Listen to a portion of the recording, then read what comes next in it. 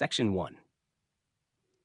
Hey guys, tonight we wander softly into the velvet hush of old Istanbul, where the Bosphorus glimmers like spilled silver under a patient moon, and dawn has barely begun brushing pale rose over domes and minarets. You are here, sandals tapping dew-wet stone, drifting through a city that smells faintly of sea salt, lamp oil, and the kind of expensive flowers that quietly judge your financial choices. Somewhere nearby, the first tulips of spring are opening their delicate cups to the morning, as if the earth itself decided to sip sunlight slowly. And honestly, if you showed up here with modern allergies and no antihistamine, banchak kongsong nodo. So, before you get comfortable, take a moment to like the video and subscribe, but only if you genuinely enjoy what I do here. And while you're settling in, comment your location and local time below, because somewhere out there, someone else is probably also dozing off while learning about imperial gardening obsessions. Now, dim the lights, maybe turn on a fan for that soft background hum, and let's ease into tonight's journey together. You begin at the edge of the Bosphorus in the early 1700s, where Istanbul is not merely awake. It is stretching, perfumed, and profoundly aware of its own beauty. The Ottoman Empire still sprawls magnificently across continents, enormous and complicated, but here in the capital, your attention narrows to gentler things. Morning mist curls over the water. Fishing boats sway lazily. White gulls circle overhead with the confidence of creatures who have never paid taxes. And all along the hillsides, gardens bloom. Not vegetable gardens, practical and muddy. No, these are ornamental spaces, carefully composed theaters of petals. Tulips rise from dark soil in graceful rows, their slender stems bending in the breeze like dancers practicing court etiquette. Crimson, ivory, saffron, violet, colors so vivid they almost seem painted by someone showing off. At this point, tulips are already admired, but what you are witnessing is the beginning of something stranger, the transformation of a flower into a cultural fever dream. Tulips did not actually begin here, despite how deeply Ottoman Istanbul will soon embrace them. Their earlier ancestors bloomed wild across Central Asia, where Turkic peoples first encountered them on windswept mountain slopes. Long before royal festivals, these flowers survived snowmelt and rocky terrain with impressive stubbornness. Basically the botanical equivalent of someone thriving on instant noodles and determination. As Turkic migrations moved westward, tulips traveled too, eventually passing through Persia, where they became symbols of beauty, paradise, and poetic longing. The Persian influence matters deeply, because by the time tulips reach Ottoman lands, they already carry prestige. Persian poets compared their red petals to the flush of lovers or the wounds of martyrs, which is dramatically poetic for a flower and honestly, a lot of pressure for a plant. By the 16th century, under Sultan Suleiman the Magnificent, gardens had become essential expressions of imperial refinement. Suleiman's reign is often remembered for military power and legal reform, which is fair, but less discussed is how Ottoman elites also cultivated beauty with equal seriousness. Court gardens expanded, exotic plants arrived, floral symbolism deepened, and tulips, with their elegant simplicity, fit perfectly. Still, in these earlier days, tulips are admired more as one exquisite bloom among many. Roses still dominate emotionally, because of course they do. Roses always have to be the main character, but tulips are gaining ground quietly. As you stroll farther uphill, the city unfolds in layers. Tiled fountains, cypress shadows, palace walls, market alleys. Gardeners kneel in rich earth, adjusting bulbs with remarkable tenderness. You notice how much attention is paid not just to growing flowers, but to arranging them. Ottoman gardening often emphasized controlled naturalism, structured beauty designed to feel effortless, much like those people who say they just threw something on while clearly wearing linen imported from somewhere expensive. And here's one of those lesser-known details. Ottoman gardeners sometimes cultivated tulips not for mass spectacle yet, but for subtle distinctions in petal shape and blooming schedule. A rare curve or unusual color streak could spark admiration among connoisseurs. This was less, look at my giant estate, and more, observe the nuanced superiority of my horticultural taste. The Bosphorus breeze carries birdsong and the distant call to prayer, weaving spirituality into daily life. Gardens are not isolated from faith here. In Ottoman culture, cultivated beauty often reflected divine order. Paradise itself, in Islamic imagination, is garden-like, shaded, watered, abundant. So planting tulips is not merely decoration, it can also whisper of cosmic harmony. Kaksuja vẫn còn trang luận về việc whether the later Tulip era represented genuine cultural flourishing or simply extravagant escapism for elites trying not to think about political cracks.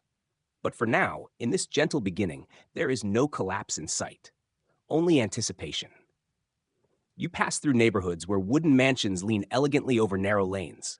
Women tend private courtyards behind latticed screens. Children dart between fountains. Merchants discuss fabrics, spices, and occasionally bulbs with the seriousness of stockbrokers.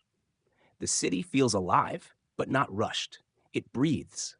And perhaps that is what makes this early tulip fascination so soothing.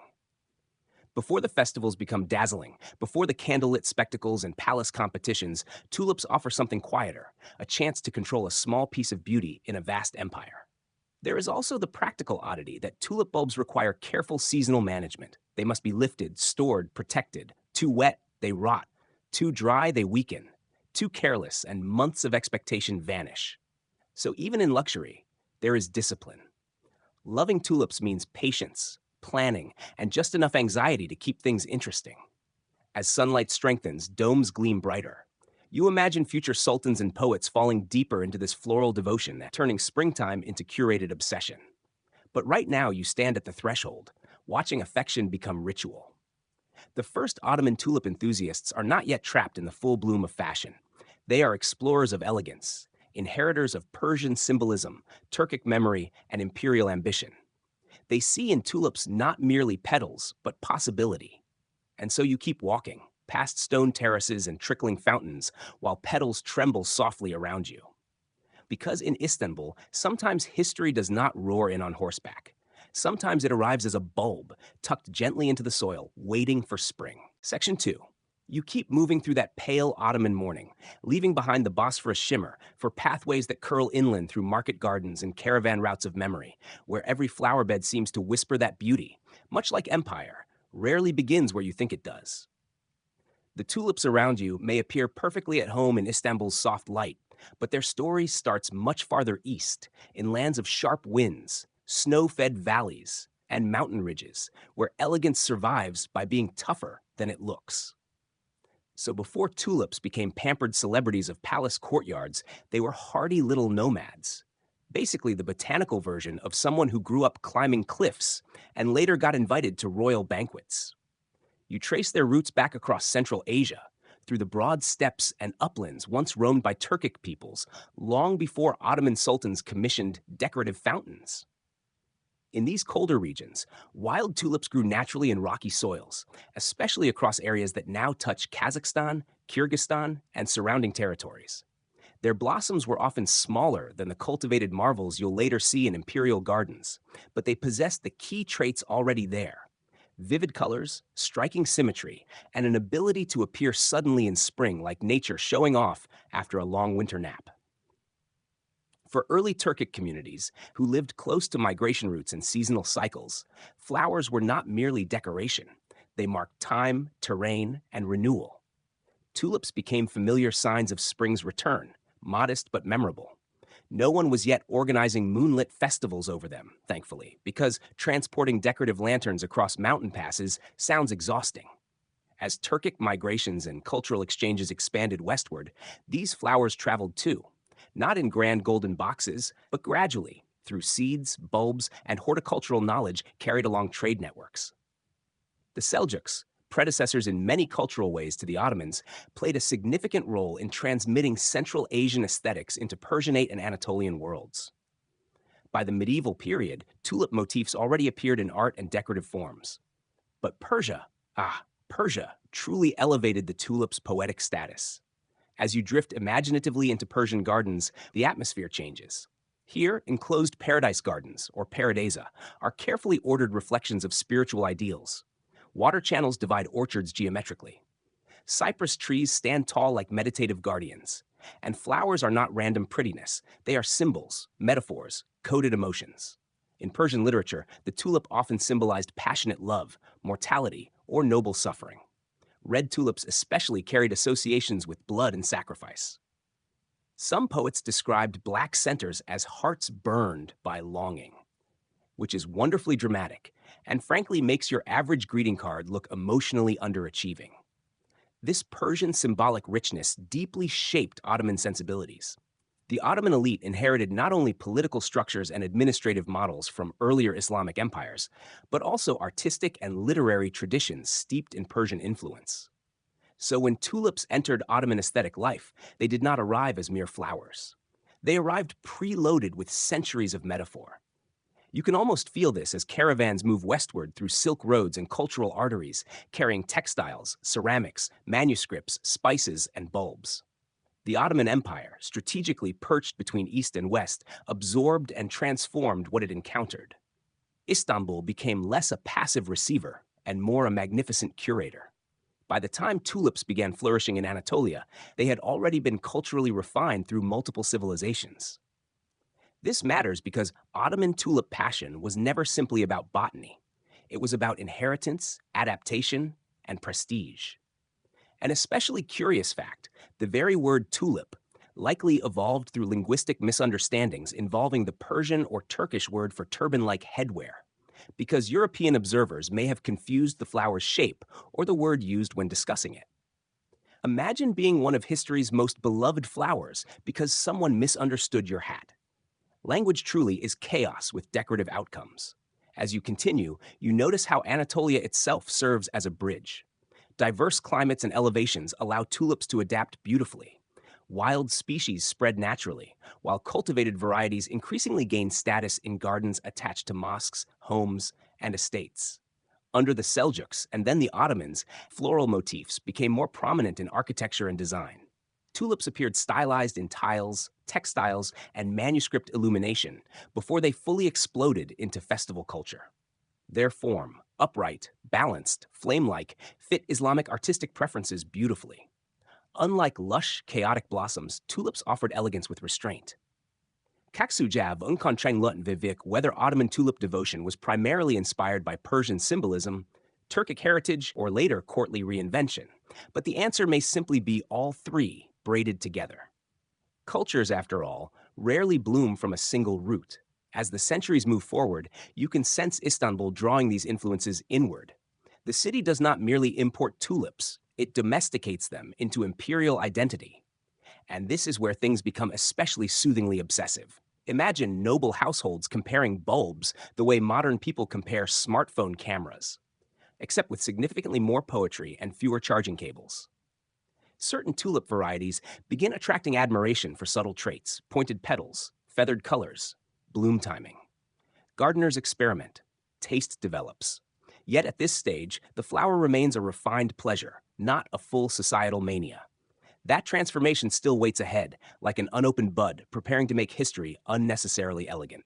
You pass through caravanserais, where merchants unload goods from distant lands. Silk rustles, copper gleams, horses snort.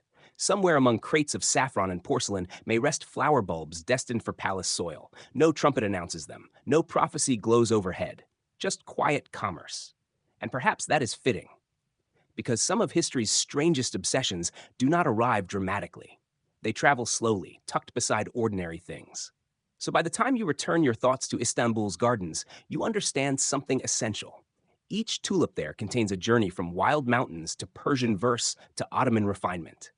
It is not simply planted, it is translated. A bloom shaped by migration, a petal carrying memory. And soon, under Ottoman hands, this already traveled flower will become something calmer, stranger, and far more dazzling than its rugged ancestors could ever have imagined. Section 3. By the time those mountain-born petals and Persian metaphors reach the great city, you find yourself approaching Constantinople, though in this era it breathes fully as Ottoman Istanbul, like a traveler entering not merely a capital, but a carefully curated dream stretched across 7 hills. The city rises before you in domes, tiled roofs, cypress groves, and harbor light, where continents almost touch, and everything seems designed to remind you that geography itself can be theatrical. Here, East and West do not simply meet. They exchange perfumes, architecture, gossip, and occasionally gardening tips. You cross through bustling arteries where merchants shout in Greek, Turkish, Arabic, Armenian, Persian, and languages you probably wish your translation app could handle. Spice dust perfumes the air. Copper trays flash in sunlight. Coffee houses murmur with politics and poetry.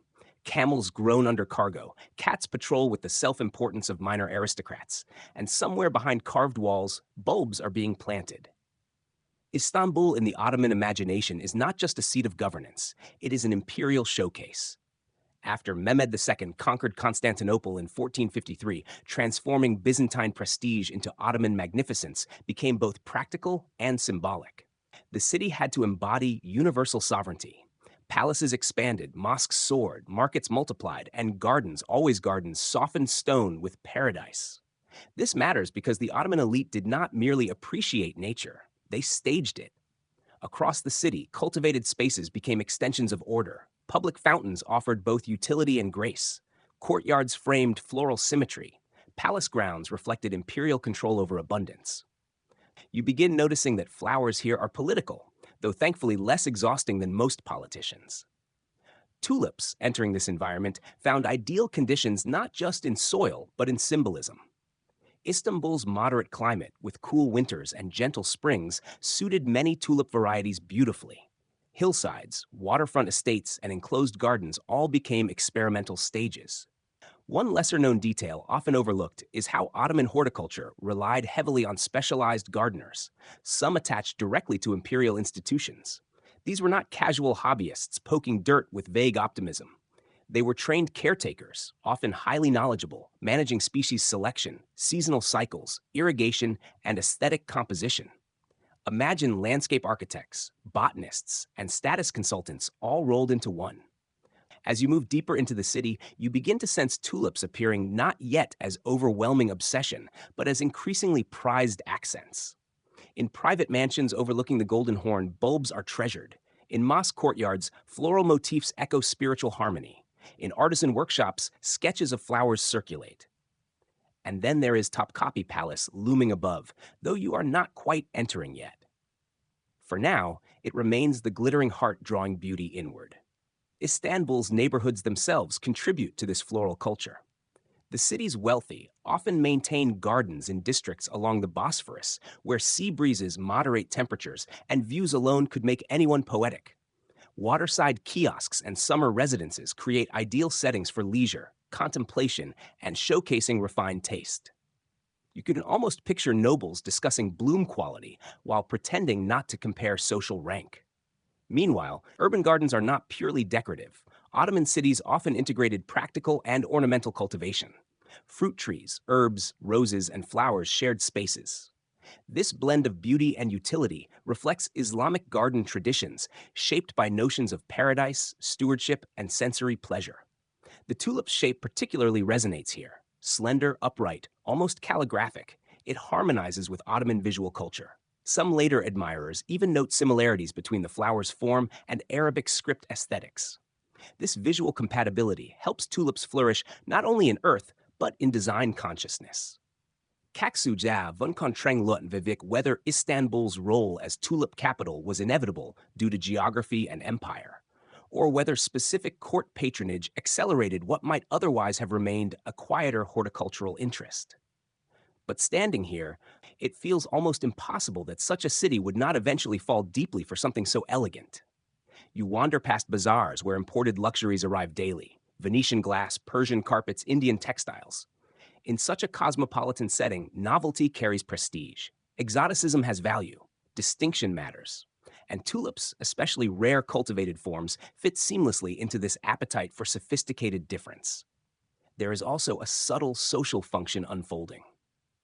Gardens become spaces of diplomacy. Hosting guests amid beauty signals refinement, control, and cultivated intellect.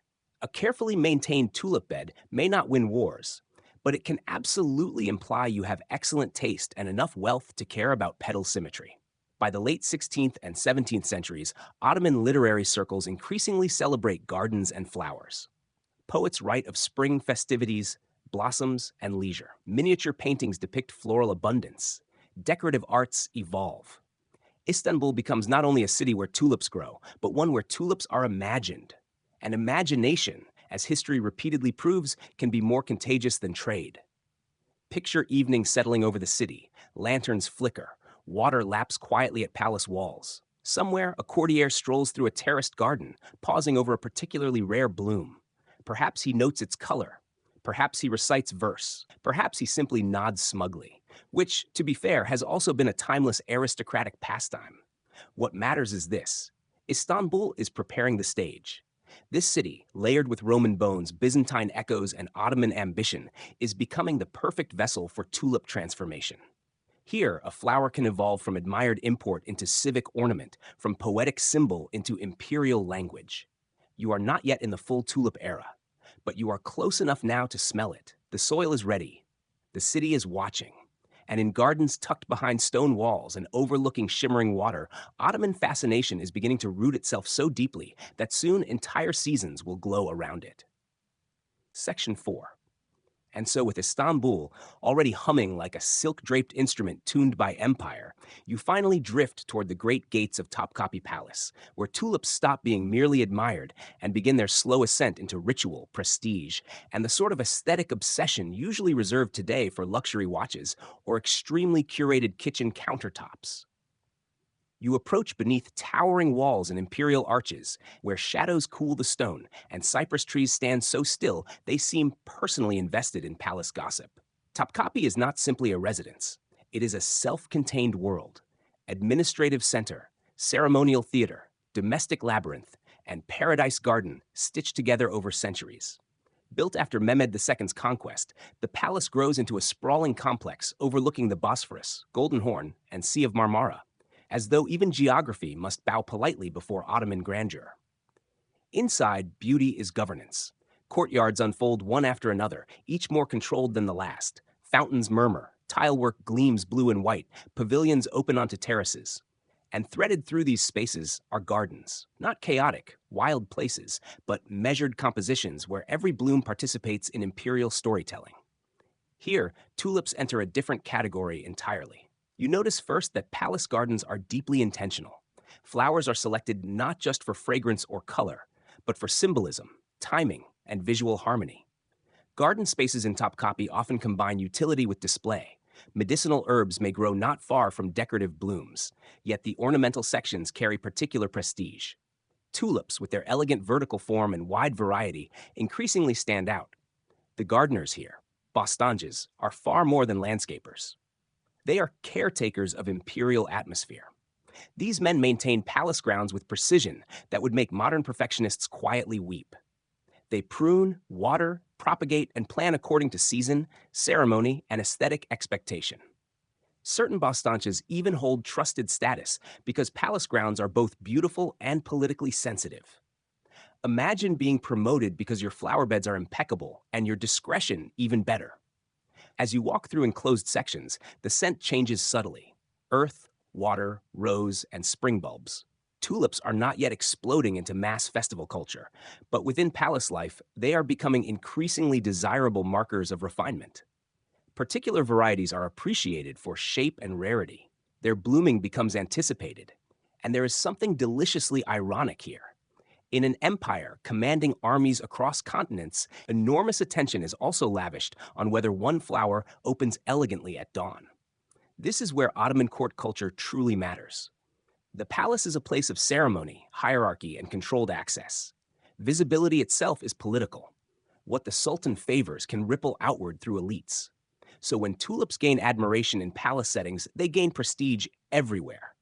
Under sultans before Ahmed III, especially during the flourishing artistic climates of the 16th and 17th centuries, Topkapi gardens help cultivate floral sophistication.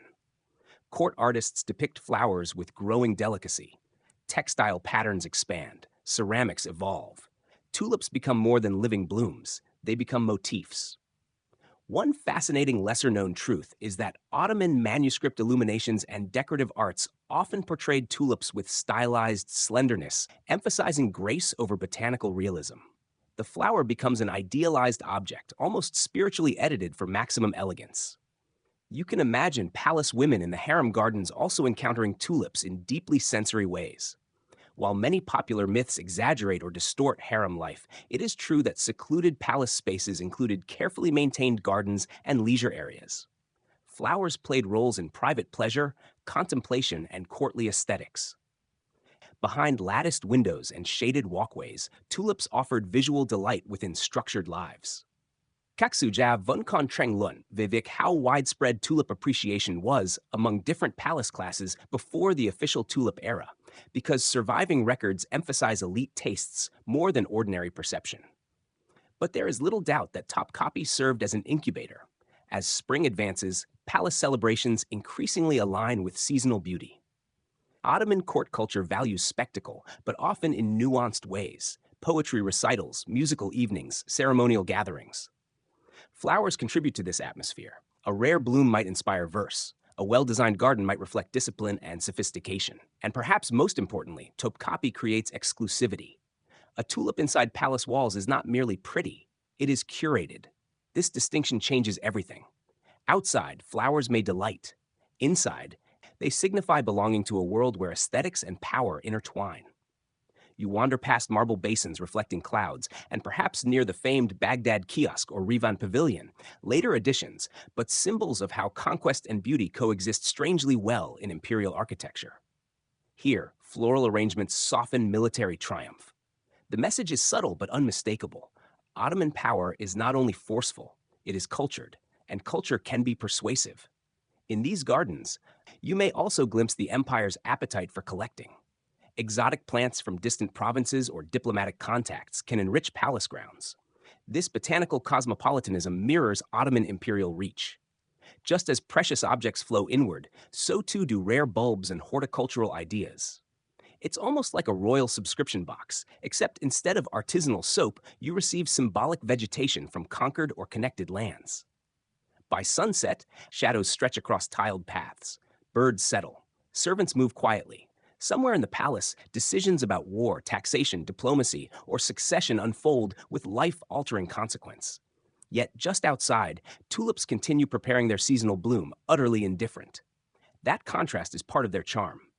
Tulips in Topkapi are calm amid complexity. They do not roar. They rise. And in rising, they begin to shape the tastes of an empire from within its most guarded heart. So as you leave the palace gardens for now, carrying with you the scent of watered soil and polished stone, you understand something essential. Before tulips became public obsession, they became private prestige. Before festivals lit the night, gardeners inside palace walls taught petals how to rule softly. Section 5.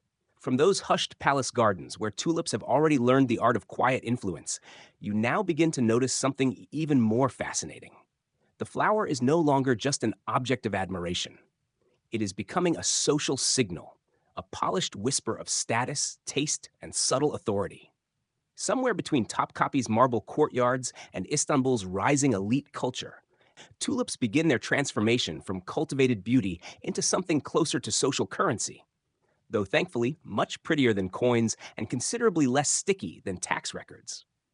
You move through the upper circles of Ottoman life, where wealth is not always shouted. Often, it is arranged delicately in terraces. By the late 17th century, before the formal Tulip Era fully blossoms, Ottoman nobles, bureaucrats, scholars, and court-adjacent households increasingly embrace sophisticated gardening as part of refined living. Tulips become especially prized not simply because they are beautiful, but because they communicate restraint, education, and cultivated access. Anyone can admire a flower, but selecting a rare variety, understanding bloom cycles, and arranging garden displays with poetic symbolism, that says you have time, money, and probably opinions about calligraphy. This period reveals an important truth about Ottoman aesthetics. Luxury often works best when softened. Unlike certain European courts, where status can arrive wearing powdered wigs the size of weather systems, Ottoman elite taste frequently emphasizes harmony, water, geometry, textiles, fragrance, and seasonal elegance. Tulips fit perfectly into this language. Their form is balanced. Their colors can be bold yet controlled. Their blooming is fleeting, which gives them emotional prestige. Beauty that cannot last often feels more precious. And in Ottoman thought, impermanence itself carries resonance. As you stroll through Bosphorus mansions and urban estates, you begin to see tulips integrated into both private and semi-public identity. A household with a distinguished garden may gain admiration. Gatherings in floral spaces become opportunities to display refinement without appearing vulgar. It is essentially social flexing through horticulture, but with better poetry and fewer awkward selfies. One widespread historical reality is that Ottoman literary and artistic culture increasingly celebrates flowers during this period. Tulips join roses, hyacinths, and carnations in visual and poetic life, yet tulips begin standing apart because of their shape and rarity. Their aesthetic versatility makes them especially desirable. There is also a deeper symbolic layer. In Ottoman Turkish script, the word for tulip, lale, uses the same Arabic letters as the word for Allah when arranged numerically in abjad tradition. This curious spiritual association, though not universally central, gave tulips a subtle sacred aura in some cultural interpretations. So yes, your decorative flower may also carry mystical overtones. Casual gardening, Ottoman style, was apparently never entirely casual. Kaksu Javun Contrain Lutn Vivik how consciously most tulip enthusiasts engaged with this religious symbolism versus later romanticized interpretations. But the connection remains one of history's lovelier coincidences. Meanwhile, in artistic workshops, tulips multiply. You see them painted onto ceramics, embroidered into kaftans, etched into manuscripts. Their silhouette becomes instantly recognizable. This is how taste expands, not only through gardens, but through repetition across daily life. And with repetition comes aspiration. As elite households increasingly emulate palace aesthetics, tulips become markers of belonging to a broader culture of sophistication. Owning or cultivating unusual tulip varieties suggests not just wealth, but participation in imperial elegance. Think of it as joining an exclusive club where membership is confirmed by your flower beds rather than your business card. An unusual fact from Ottoman horticultural circles: gardeners and connoisseurs sometimes assign distinctive names to prized tulip varieties, often poetic or evocative, reflecting subtle petal differences. This naming culture anticipates later collector enthusiasm and demonstrates how deeply classification itself became part of pleasure. Humans, as always, cannot resist naming beautiful things in increasingly dramatic ways. The Bosphorus waterfront plays a particularly important role here. Summer residences and garden pavilions line the shores, creating spaces where nature and architecture collaborate. Tulips planted against water views become part of multisensory luxury. Sea breeze, bird song, shimmering reflections, floral scent. It's less yard work and more carefully engineered serenity. You may also notice that this growing tulip culture coincides with diplomatic shifts and changing Ottoman relations with Europe. The empire is still powerful, but internal and external complexities are increasing. In such times, courtly beauty can become especially meaningful, sometimes as genuine flourishing, sometimes as distraction, sometimes both. That ambiguity matters, because while tulips signal grace, they also hint at concentration of leisure. Who has time to debate bulb perfection? Usually people not plowing fields. Still, this is not yet widespread resentment. For now, tulip prestige feels aspirational, not inflammatory. A flower can still charm more than divide. As evening gatherings unfold in garden courtyards, candlelight flickers on Iznik tiles. Musicians pluck soft strings. Poets recite. Guests discuss blooms with surprising seriousness.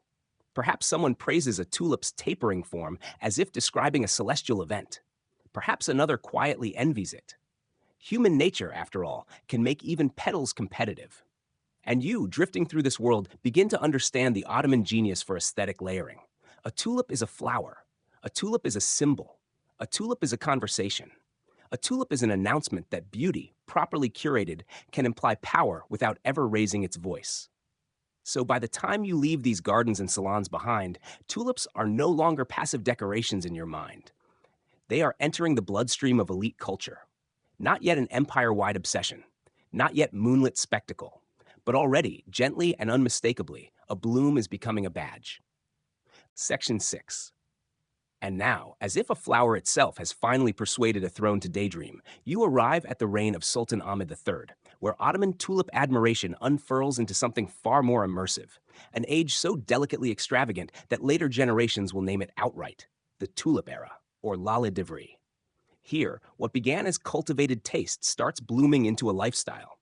And you step into early 18th century Istanbul just as spring seems to have signed an imperial contract. Ahmed III ascends the throne in 1703, inheriting not only the burdens of empire, but also the opportunity to shape its mood. And mood under Ahmed becomes unusually important.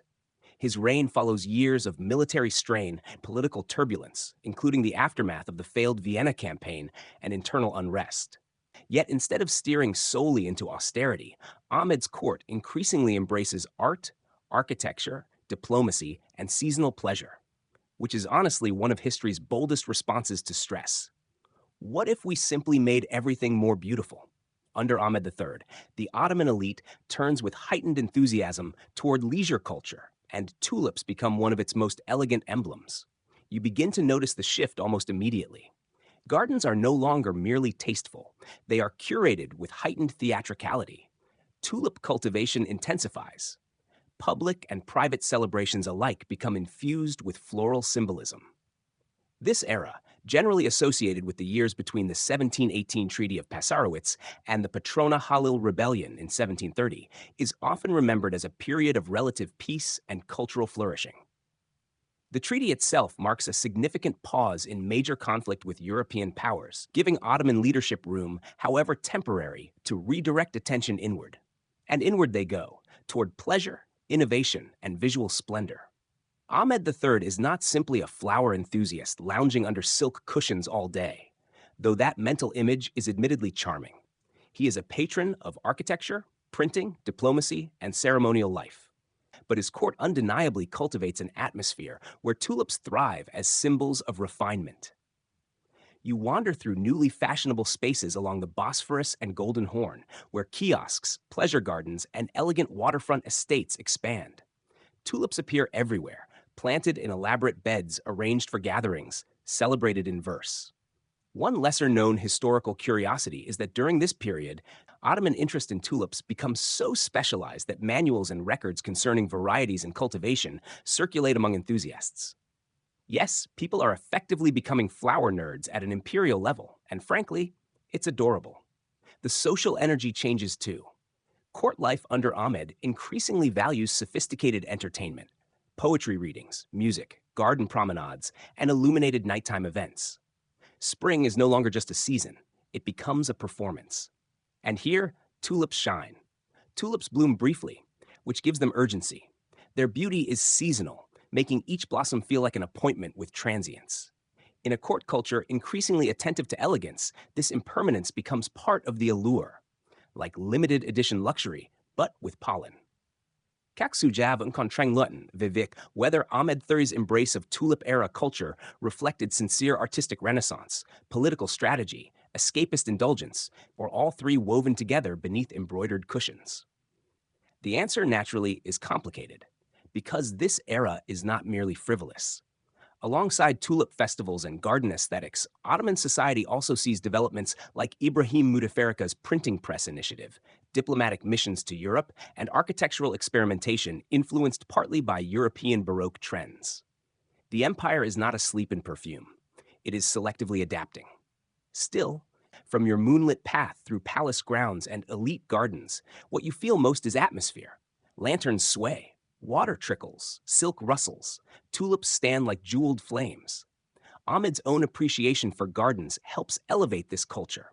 Imperial patronage matters immensely. When the Sultan favors beauty, others follow, not merely to imitate, but to remain culturally relevant. Suddenly, tulips are not just admired, they are fashionable. And fashion, as always, can become slightly absurd. Imagine nobles discussing petal shape with the seriousness of military logistics. Imagine gardeners praised like strategic advisors. Imagine bulb rarity becoming conversation fuel. History, you realize, is often one decorative step away from satire. Yet there is genuine softness here too. The Tulip Era reflects an Ottoman longing for cultivated peace, however fragile. After hardship, there is pleasure in orchestrated beauty. In fountains lit at dusk, in floral terraces, in architecture designed for leisure, there is a desire to shape life into something gentler. Ahmed III's famous Fountain of Ahmed III, constructed near Topkapi in 1728, embodies this sensibility. ornate, elegant, public-facing. Water and beauty become civic gestures, and while common people may not inhabit courtly luxury, the aesthetic ripple spreads outward. Istanbul itself begins feeling more performative, more ornamented, more consciously graceful. You walk through this world and sense both bloom and tension. For every garden, labor sustains it. For every illuminated festival, resources flow. For every tulip, someone tends the soil. But for now, the petals are still opening. The Bosphorus reflects lantern light like molten gold. Ahmed's empire, if only briefly, seems convinced that elegance can coexist with power, and perhaps even soften it. So as you continue deeper into this era, remember, you are no longer merely witnessing flowers. You are walking through an imperial mood, a season of cultivated calm, a reign where tulips do not conquer, legislate, or command, but somehow, quietly, they begin to define an age. Section 7. And as Sultan Ahmed III dreams in fountains and spring air, you now find yourself beside the man who helps turn those dreams into policy, pageantry, and polished reality. Nevşehirli Damat Ibrahim Pasha, Grand Vizier, strategist, cultural architect, and perhaps one of history's finest examples of a statesman who could balance diplomacy with decorative landscaping. If Ahmed provides the imperial mood board, Ibrahim Pasha is the one organizing the furniture, hiring the gardeners, and probably choosing where the lanterns should go. You follow him not through battlefield smoke, but through corridors of governance where peace itself becomes an opportunity for reinvention.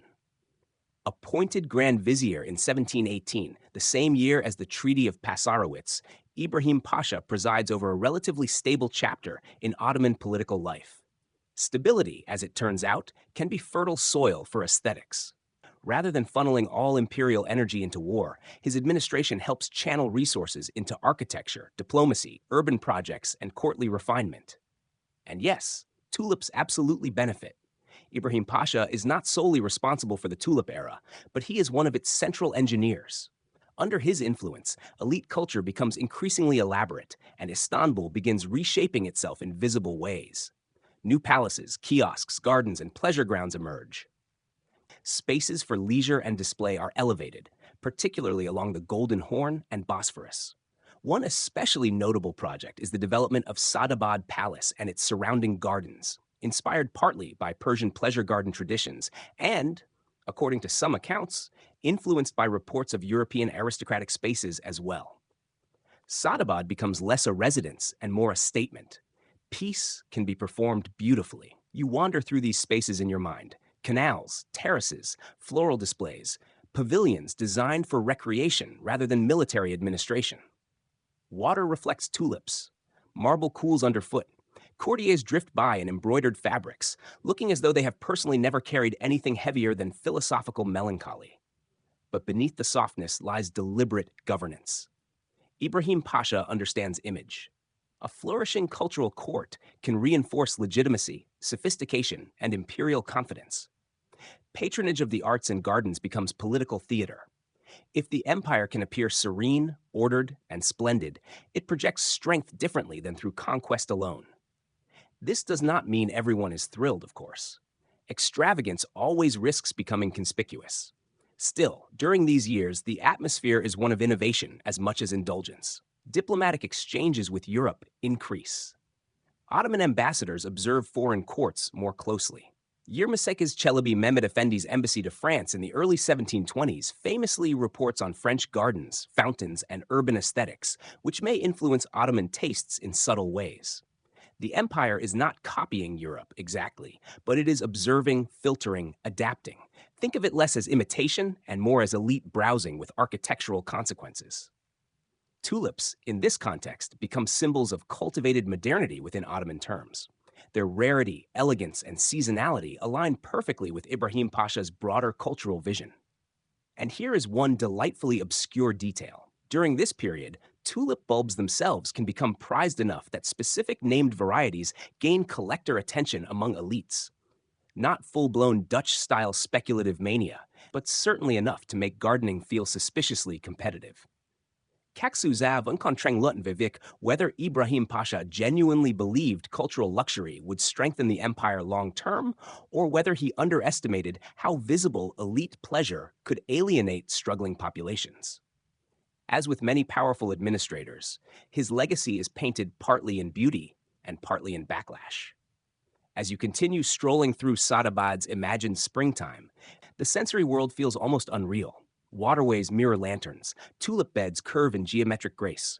Poetry is recited under open sky, music floats lightly. The empire seems to exhale, and yet this exhale costs money. Urban beautification, palace expansions, elite festivities, these require labor, taxation, and resources. For upper classes, this era can feel like Renaissance. For others, perhaps less so. But from within courtly spaces, that tension is often muffled beneath music and petals. You can almost compare it to someone redecorating the penthouse while the building's plumbing downstairs grows questionable. Stunning wallpaper, though. Still, it would be unfair to reduce Ibrahim Pasha to mere excess. His period also reflects intellectual curiosity and administrative engagement. The first Ottoman printing press for non-religious texts emerges during this broader climate of selective modernization. Translation, diplomacy, and artistic experimentation all matter. This is why the Tulip Era remains so fascinating. It is not shallow, it is layered. A flower craze, yes, but also an empire negotiating identity. As dusk falls over Ibrahim Pasha's carefully cultivated world, you sense tulips no longer simply representing beauty. They now symbolize an entire governing philosophy, that prestige can be gardened, that peace can be staged, that civilization can bloom visibly. Whether that bloom is sustainable, well, history is already sharpening its pruning shears. But tonight, beneath cypress silhouettes and reflected moonlight, Ibrahim Pasha's Ottoman world feels hypnotically calm. A place where politics wears perfume, where canals mirror stars, where one grand vizier, standing amid spring blossoms, helps transform a flower into statecraft so elegant that for a moment you almost forget how fragile elegance can be. Section 8. And now, as Ibrahim Pasha's carefully arranged world settles into full bloom, you step directly into the nights that would come to define Ottoman tulip fascination at its most enchanting. Those luminous, perfumed evenings when gardens transformed into glowing dreamscapes and spring itself seemed curated by imperial event planners with exceptional taste. This is where admiration becomes spectacle.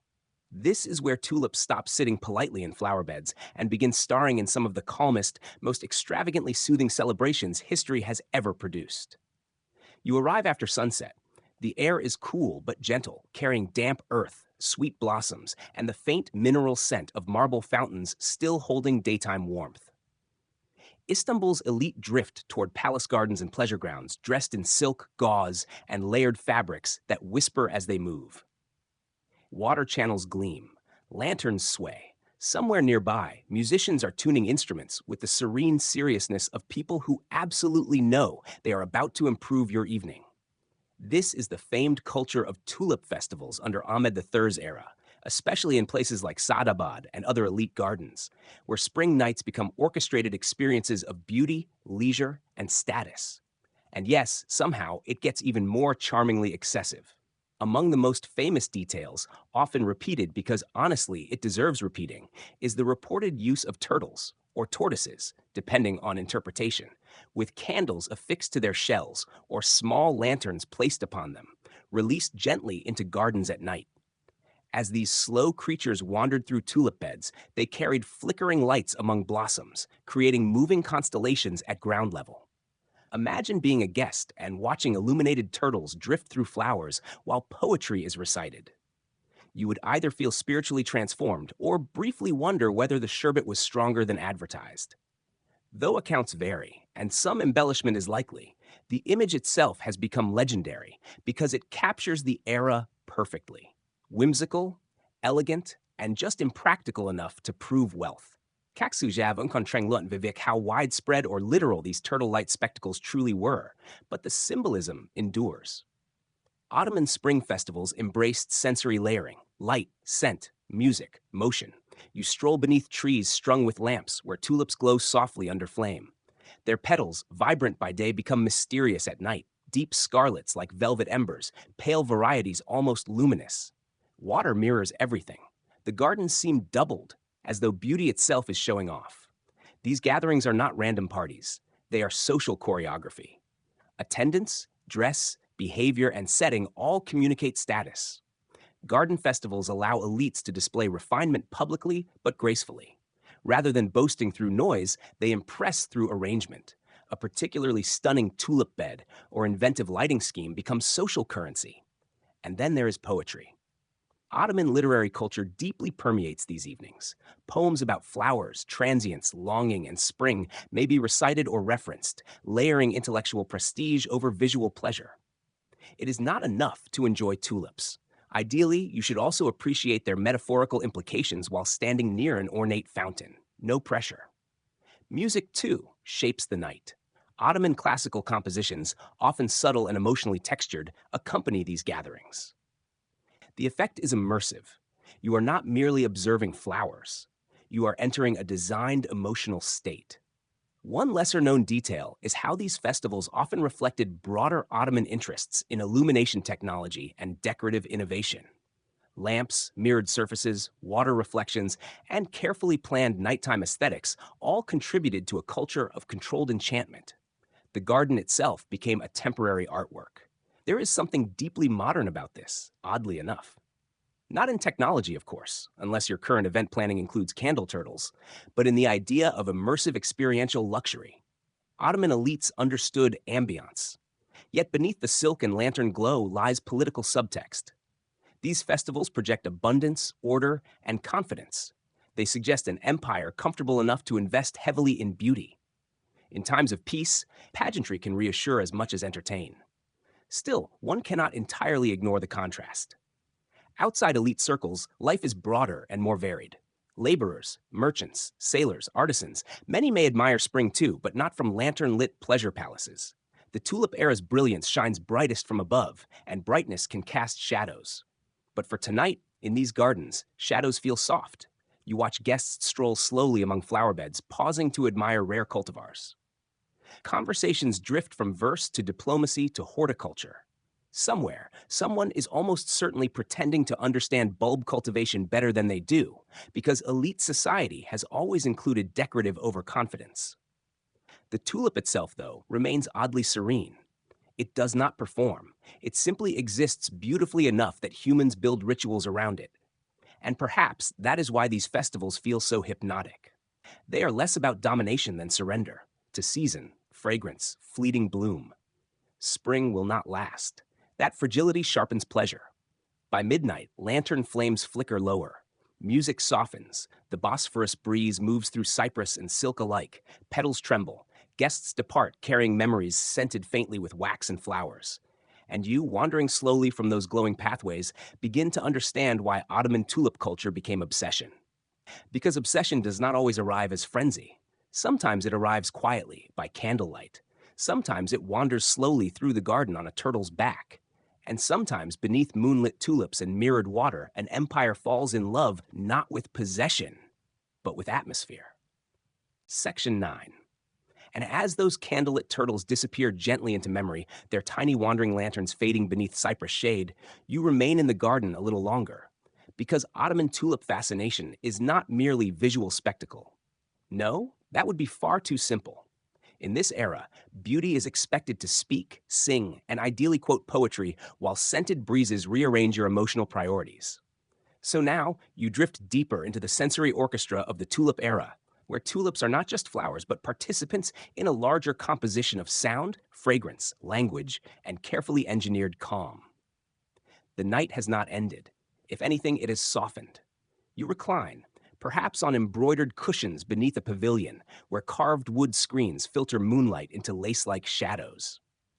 Somewhere nearby, water spills rhythmically from a marble fountain, not loudly, but with the soothing confidence of a sound machine handcrafted by empire. Ottoman garden design often prized water not only for cooling and irrigation, but for atmosphere. Flowing water symbolized life, purity, and paradise. It also conveniently made every conversation feel more profound. The tulips around you hold their elegant silence, but the world built around them does not. Music begins. Ottoman classical music during this period is richly modal, subtle, and layered, shaped by the makam system, a sophisticated structure of melodic development that can guide mood with astonishing delicacy. You hear the pluck of the oud, the breathy ache of the ney flute, perhaps the measured pulse of percussion, soft enough not to disturb contemplation. This is not background noise. It is emotional architecture. And in this setting, tulips become companions to music. Specific flowers, seasons, and garden scenes frequently inspire poetic and artistic expression. Ottoman poets, inheriting Persian literary influence while shaping their own voice, often treat flowers as metaphors for beauty, longing, mortality, and divine mystery. Tulips, especially, begin developing distinctive literary prestige because of their refined form and rising cultural status. A tulip's upright bloom may suggest dignity. Its fleeting season may imply mortality. Its color may evoke passion. Its rarity may signal unattainable elegance. Honestly, it's impressive that one flower can carry this much symbolism without demanding a management team. You listen as verses are recited in elite gatherings, perhaps praising spring's arrival or lamenting beauty's impermanence. Poetry in Ottoman courtly life is not niche entertainment, it is social intelligence. To appreciate verse is to demonstrate cultivation, to compose it, even better. And here lies one of the more charmingly obscure truths. Flower appreciation in the Ottoman world could become intellectually performative. Identifying rare tulips, discussing gardens, referencing poetry, these were not separate hobbies. They intertwined. Imagine a botanical book club, but everyone is dressed magnificently. Kak Suja Vunkontrenglut, Vivek, how deeply tulip symbolism penetrated beyond elite literary circles into broader urban consciousness, yet among the educated and powerful, its resonance is unmistakable. Fragrance also plays a remarkable role. Ottoman sensory culture values scent profoundly. Roses often dominate perfume traditions, yes, but gardens themselves create layered aromatic environments. Tulips are less overwhelmingly fragrant than roses, which may actually enhance their appeal in mixed gardens. Their visual impact can shine without scent overpowering the atmosphere. This makes them ideal collaborators rather than divas. Around you, hyacinths, roses, jasmine, damp grass, and spring earth mingle into something almost symphonic. The tulip contributes elegance through sight, allowing other elements to complete the sensory whole. And then there are textiles. Silken robes brush cushions. Carpets soften footsteps. Gold thread embroidery catches lamp glow. Ottoman gatherings are multisensory ecosystems where visual and tactile luxury reinforce emotional effect. Tulips appear embroidered on fabrics, painted on ceramics, and blooming nearby simultaneously. This repetition creates immersive branding centuries before marketing departments existed. One particularly interesting historical detail: Ottoman decorative arts frequently emphasize stylization over realism, meaning tulips represented in tiles or textiles often became idealized forms, elongated, graceful, almost dreamlike. In other words, even the artistic tulips had flattering portraits. As your evening continues, sherbet may be served, cool, floral, perhaps infused with fruits or blossoms. Conversation flows. Diplomacy may happen quietly in such spaces because gardens can soften negotiations. Hospitality itself becomes political finesse. This is part of the Tulip Era's genius. It understands that calm can be strategic. Not every empire projects power solely through conquest. Sometimes power whispers from beneath lanterns while serving elegant beverages. Of course, all this refinement also risks becoming insulated. One can only spend so much time discussing bloom curvature before someone outside the garden starts questioning tax priorities. But within these spaces, Ottoman culture achieves something extraordinary. It transforms seasonal pleasure into structured aesthetic philosophy. Spring is not random, it is curated. Tulips are not isolated, they are contextualized. You begin realizing that Ottoman tulip obsession is less about the flower itself than about the world built around it. A world where nature, poetry, architecture, sound, and status merge seamlessly. By the time dawn hints at the horizon, the garden feels suspended between dream and governance. You have heard music shape air. You have watched petals hold moonlight. You have seen an empire attempt, however briefly, to orchestrate peace through beauty. And perhaps that is why the Tulip Era remains so mesmerizing. Not because tulips were loved, but because they were staged within a civilization determined to make beauty feel like policy. So when you finally rise and wander onward, with fountain song still echoing softly behind you, you carry more than floral admiration. You carry the memory of an empire composing itself gently, one petal, one poem, one evening at a time. Section 10. And as that music lingers somewhere behind you, soft neigh notes dissolving into dawn like perfume into linen, you begin to notice that Ottoman tulip culture has grown even more intricate than festivals, gardens, or elite leisure. Because once humans truly adore something, they inevitably do what humans always do. They classify it, interpret it, assign secret meanings to it, and then casually judge each other based on who understands the code. So here, amid Istanbul's flowering obsession, tulips become language. Not spoken language exactly, more like botanical social signaling with excellent posture. You move now through a world where petals are read almost the way letters are read. Shape, color, rarity, blooming time. These begin carrying social, aesthetic, and sometimes emotional associations. Ottoman culture, already rich with poetic symbolism and layered etiquette, proves especially fertile ground for this kind of floral semiotics. A crimson tulip may evoke passion, vitality, or noble beauty. A pale variety might suggest delicacy, refinement, perhaps even spiritual subtlety. A rare striped bloom could imply exclusivity or connoisseurship. And while this was not a rigid universal codebook where one yellow tulip meant meet me by the fountain at dusk, there was certainly heightened appreciation for nuanced distinction. In elite circles especially, knowing flowers became part of being cultured. It is, in some ways, astonishingly similar to modern niche expertise. Wine tasting, designer labels, rare vinyl collecting. Except instead of saying notes of oak and berry, you are admiring petal taper and stem elegance while standing near a reflecting pool. The Ottoman fascination with visual subtlety makes tulips ideal symbols.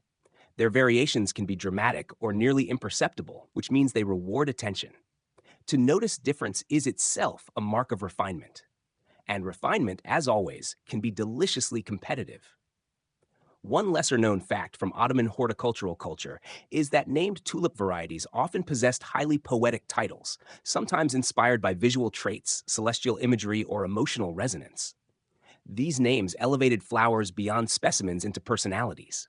Imagine introducing someone not to Red Tulip Number 4, but to something akin to Light of Dawn's Secret Flame.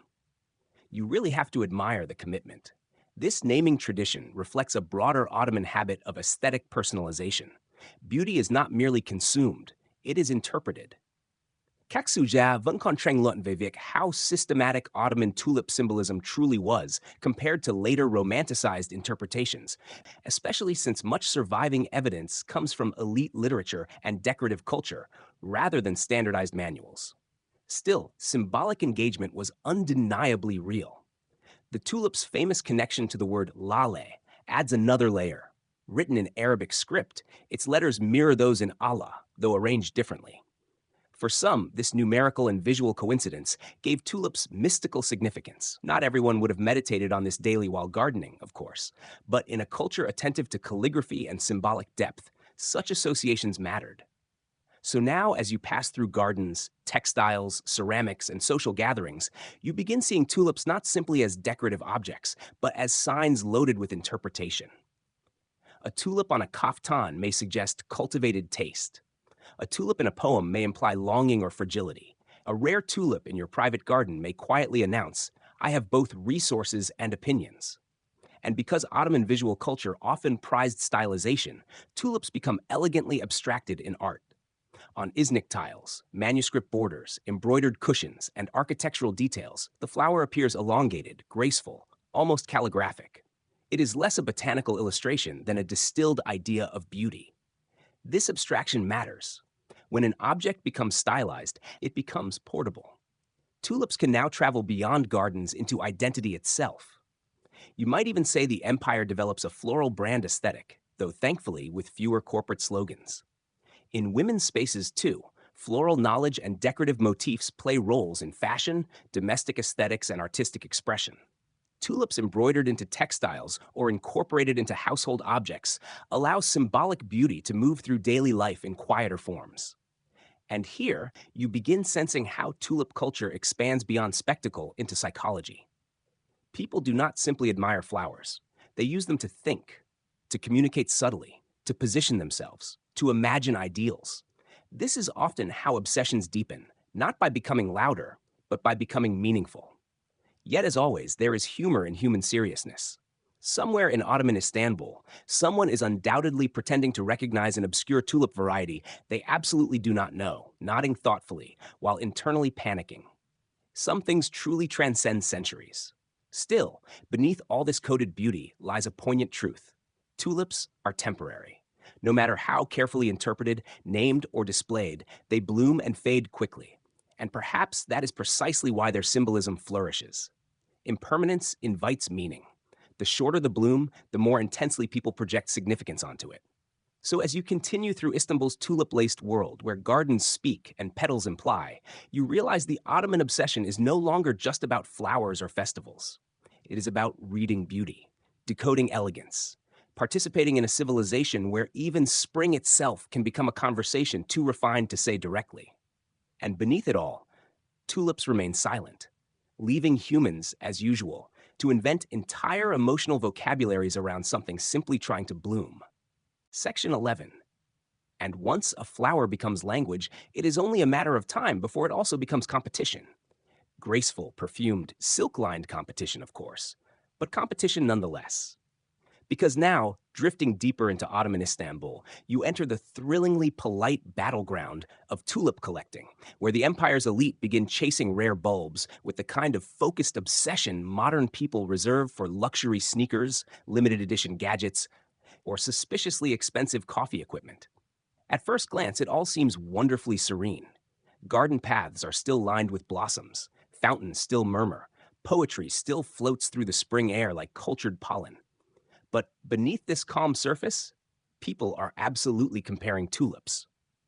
By the height of the Tulip Era, especially among upper classes, tulip appreciation has evolved into connoisseurship.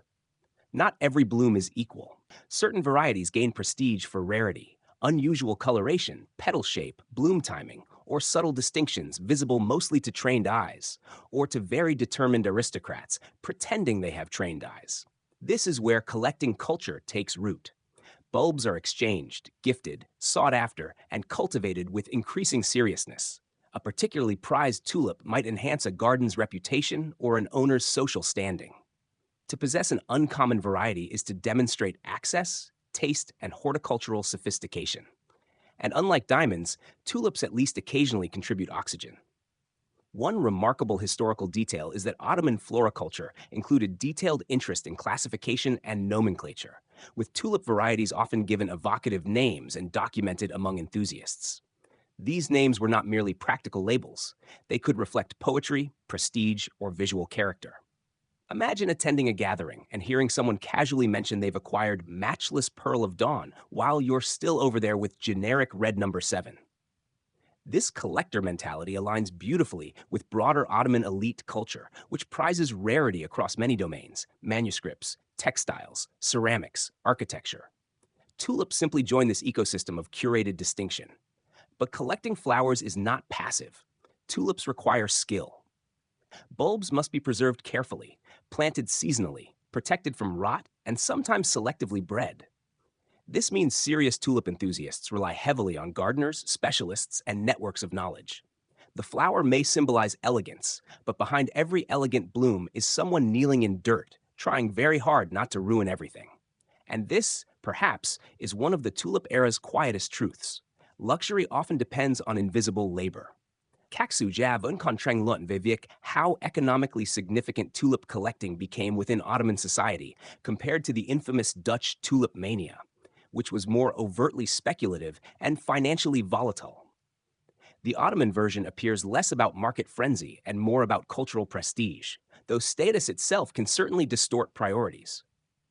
Unlike the Dutch tulip bubble, where bulbs sometimes became absurdly speculative commodities, Ottoman tulip enthusiasm remained more embedded in aesthetic and courtly frameworks. Prestige mattered more than outright financial speculation, though rare bulbs could still attract notable value. So while you are not exactly watching flower stock exchanges unfold beside the Bosphorus, you are witnessing social capital bloom. And social capital can be every bit as intoxicating. You stroll through elite gardens where collectors quietly compare varieties. One host may showcase unusually slender petals. Another may boast of a bloom with rare flame-like streaking. A third might casually mention imported or specially cultivated bulbs with the subtle confidence of someone who absolutely wants to impress but refuses to seem obvious about it. The humor, naturally, is timeless. Civilizations rise, empires negotiate, and somewhere privileged people are still saying, "Ah, yes, but have you seen mine?" Yet there is genuine artistry here too. Selective cultivation shapes aesthetics. Gardeners and patrons together influence which forms become desirable. Preferences evolve. Certain tulips are favored not simply for brightness, but for proportion, delicacy, and uniqueness. Ottoman taste often values refinement over sheer flamboyance. This means obsession remains, in its own way, disciplined, not chaos. Curated longing. Women in elite households may also participate through garden patronage, decorative arts, and domestic aesthetics, though surviving historical records often center male bureaucratic or literary voices more prominently. As always, the archive can be annoyingly selective. Still, tulips spread socially because beauty rarely respects bureaucratic boundaries. You begin noticing, too, how collecting rare blooms encourages conversation across classes involved in horticulture: patrons, gardeners, merchants, artisans. Knowledge circulates. Trends emerge. Preferences shift. This is how an obsession matures, not when people merely admire something, but when they organize themselves around it. By twilight, you can almost feel tulips functioning like membership cards to a shared aesthetic culture. To know them is to belong. And yet, for all this collecting fervor, the flower itself remains profoundly temporary. A rare bulb may promise beauty, but bloom is never guaranteed. Weather changes, soil disappoints, mold intrudes. It is a strangely poetic reminder that even obsession cannot fully command nature. So perhaps that fragility intensifies desire, because what is coveted most often sits just beyond certainty. As you leave these increasingly competitive gardens with named blooms and subtle bragging trailing behind you, you understand that Ottoman tulip culture has entered another phase. It is no longer just admiration, no longer only symbolism. Now it is pursuit, a calm, elegant chase after perfection rooted in soil. And in that pursuit, beneath silk sleeves and spring skies, an empire reveals one of humanity's oldest instincts: to find beauty, and then immediately start ranking it. Section 12. And because humans, once they begin ranking beauty, almost inevitably decide to improve upon it, you now find yourself not among poets or courtiers, but beside the patient, dirt-streaked geniuses quietly shaping the empire's floral future. The gardeners, breeders, and horticultural caretakers whose hands make Ottoman tulip obsession possible. If palace elites are dreaming in petals, these are the people doing the actual emotional heavy lifting with bulbs, soil, weather, and more seasonal anxiety than any silk-robed noble would likely admit. You step softly into the cultivated world of imperial horticulture, where tulips are no longer merely admired or collected, they are engineered. The Ottoman gardener, particularly those attached to elite households or palace institutions, occupies an intriguing position. While not always celebrated in poetry as loudly as the flowers themselves, these specialists possess knowledge that borders on scientific artistry. They understand planting cycles, bulb preservation, soil behavior, climate patterns, bloom timing, and the delicate unpredictability of cultivation. In simpler terms, they are trying to convince nature to cooperate, which remains one of history's boldest hobbies. Tulips require more than casual watering and optimistic thoughts. Their bulbs must often be lifted after flowering, stored under suitable conditions, protected from rot, and replanted with care. Over time, selective breeding or intentional propagation can enhance favored traits: shape, color, size, blooming period. Ottoman enthusiasts become increasingly invested in such distinctions, which means gardeners are not merely maintaining flowers. They are producing prestige. This transforms horticulture into a form of elite craftsmanship. One lesser-known reality is that Ottoman floriculture likely included highly developed practical knowledge shared through courtly networks, manuals, and apprenticeship traditions, even if not always documented in ways modern readers would neatly categorize as botanical science. Expertise often moved through lived practice. You can imagine master gardeners discussing bulb conditions with the seriousness of military logistics, except somehow with more pollen. And perhaps most fascinating is how tulip breeding aligns with Ottoman aesthetics: precision without vulgarity. While dramatic novelty matters, there remains strong appreciation for elegance, proportion, and subtle uniqueness. A tulip does not need to scream to impress. It simply needs to bloom with enough distinction that the right people notice. That is, frankly, also excellent networking advice. In palace gardens, specialized teams may oversee vast grounds, balancing practical agricultural concerns with visual design. Seasonal calendars shape labor. Tulip beds must align with broader ornamental schemes, ceremonial expectations, and elite tastes. This means horticulture intersects with architecture and social planning. A garden is not random, it is staged, and the gardener is part scientist, part artist, part logistical magician. Kaksuzav unkontreng Vivek how extensively Ottoman tulip cultivation involved intentional hybridization versus selective preference and propagation, because historical records often emphasize aesthetic outcomes more than technical breeding processes. Still, the increasing diversity and naming of varieties strongly suggest sophisticated horticultural engagement. As you wander through these working spaces, perhaps less glamorous than palace terraces but no less essential, you notice the contrast between bloom and labor. Fine tulips may symbolize leisure, yet their existence depends on schedules, storage, and expertise. Luxury, once again, has muddy boots. There is also an intriguing social layer here. Gardeners serving imperial or aristocratic patrons occupy positions of trust. Palace grounds are politically sensitive environments. Access matters. Reliability matters. In some contexts, Bostanchis even held broader security or institutional roles beyond gardening. So yes, in Ottoman life, the person tending your tulips might also have surprisingly serious responsibilities. Never underestimate someone holding pruning shears. Outside the palace, skilled horticultural knowledge also spreads among urban gardeners and flower enthusiasts, helping tulip culture move beyond purely royal confines. Markets for bulbs, advice, and varieties grow. Expertise itself becomes valuable. You begin sensing a quiet democratization, not equality exactly, but diffusion. The tulip's prestige remains elite-heavy, yet its cultivation increasingly touches broader layers of society. And with broader cultivation comes experimentation. Certain growers may seek unusual petal forms. Others prize timing. Some may value durability. Some simply want the bloom everyone else will envy at tea. It is all wonderfully human. You also notice how Ottoman gardens often integrate tulips with broader environmental composition. Hyacinths, roses, cypress, water features, terraces. Tulips are stars, yes, but they perform best within ensemble design. This reflects a larger Ottoman principle. Beauty often emerges from arrangement rather than isolated excess. As spring turns and bulbs either triumph or disappoint, gardeners become arbiters of success. A failed bloom can mean lost prestige. A spectacular one may elevate a household's reputation. Pressure, then, is real. And unlike modern software bugs, you cannot simply patch a disappointing tulip after launch. By evening, when aristocrats stroll through immaculate gardens praising color and form, much of the true artistry remains invisible beneath the soil and behind the scenes. Yet perhaps that hiddenness is part of the Ottoman floral magic. The empire sees petals, but beneath them lie systems, knowledge, hands, patience. So as you leave the gardeners to their careful tending, carrying the scent of fresh earth and spring moisture with you, you understand something increasingly clear. Tulip obsession is not sustained by admiration alone. It survives because someone, somewhere, knows exactly when to dig, when to wait, and when to trust a sleeping bulb beneath cold ground. And in that quiet patience, perhaps more than in any festival, Ottoman devotion reveals its deepest character.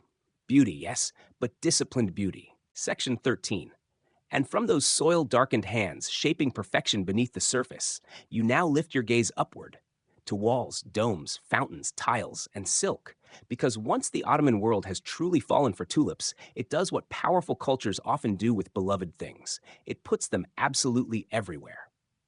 Not aggressively, of course. This is still Ottoman elegance, not a chaotic home decor spiral. But by now, the tulip is no longer confined to gardens. It is climbing into art, architecture, fashion, and daily life with the calm inevitability of spring sunlight creeping across marble. You begin in the workshops of Iznik, where some of the empire's most celebrated ceramics are shaped and painted. Here, master artisans transform clay into luminous surfaces adorned with cobalt, turquoise, coral red, and delicate floral motifs. Tulips emerge as recurring designs, not always botanically precise, but stylized, elongated, and unmistakably graceful. The tulip on Iznik ware is not trying to be realistic. It is trying to be ideal. Petals stretch elegantly, stems curve with controlled rhythm. The flower becomes almost calligraphic, balancing natural inspiration with artistic discipline. Plates, mosque tiles, bowls, fountain panels, suddenly entire surfaces bloom. And because Ottoman aesthetics thrive on harmony, tulips rarely appear alone. They mingle with carnations, roses, saz leaves, arabesques. This is less flower wallpaper and more visual theology through decorative balance. One fascinating detail often overlooked is that tulip motifs were already present in Ottoman decorative arts before the official Tulip Era, especially from the 16th century onward, but the later period amplifies and popularizes them culturally. In other words, tulips did not appear overnight. They simply became increasingly fashionable, like a trend with excellent staying power. As you wander through palace interiors and urban mansions, tulips continue multiplying. You see them embroidered on kaftans, woven into textiles, etched onto metalwork, carved into wood panels. Their image becomes portable elegance, and fashion, naturally, takes notice. Elite garments often feature floral designs, and tulips fit beautifully into Ottoman textile aesthetics. Their vertical shape complements flowing fabrics and embroidered borders. To wear tulips is not merely to like flowers. It is to participate in a visual language of refinement. Imagine opening your wardrobe and deciding your sleeves should quietly imply imperial sophistication. Ottoman tailoring understood the assignment. In architecture, too, tulips flourish. Decorative stonework, painted ceilings, fountain ornamentation, manuscript illumination all become carriers of floral symbolism. Public fountains commissioned during Ahmed III's reign, including the famous Fountain of Ahmed III near Topkapi, showcase the Tulip era's love of ornament, fluidity, and elegant display. Water and tulips become especially powerful together. Both symbolize life. Both are transient in form. Both can be staged beautifully. You pause before such fountains and notice how public beauty matters here. Ottoman aesthetics are not solely hidden behind palace walls. Civic spaces also communicate cultivated order. A fountain can hydrate, impress, and subtly remind you that governance apparently includes excellent design standards.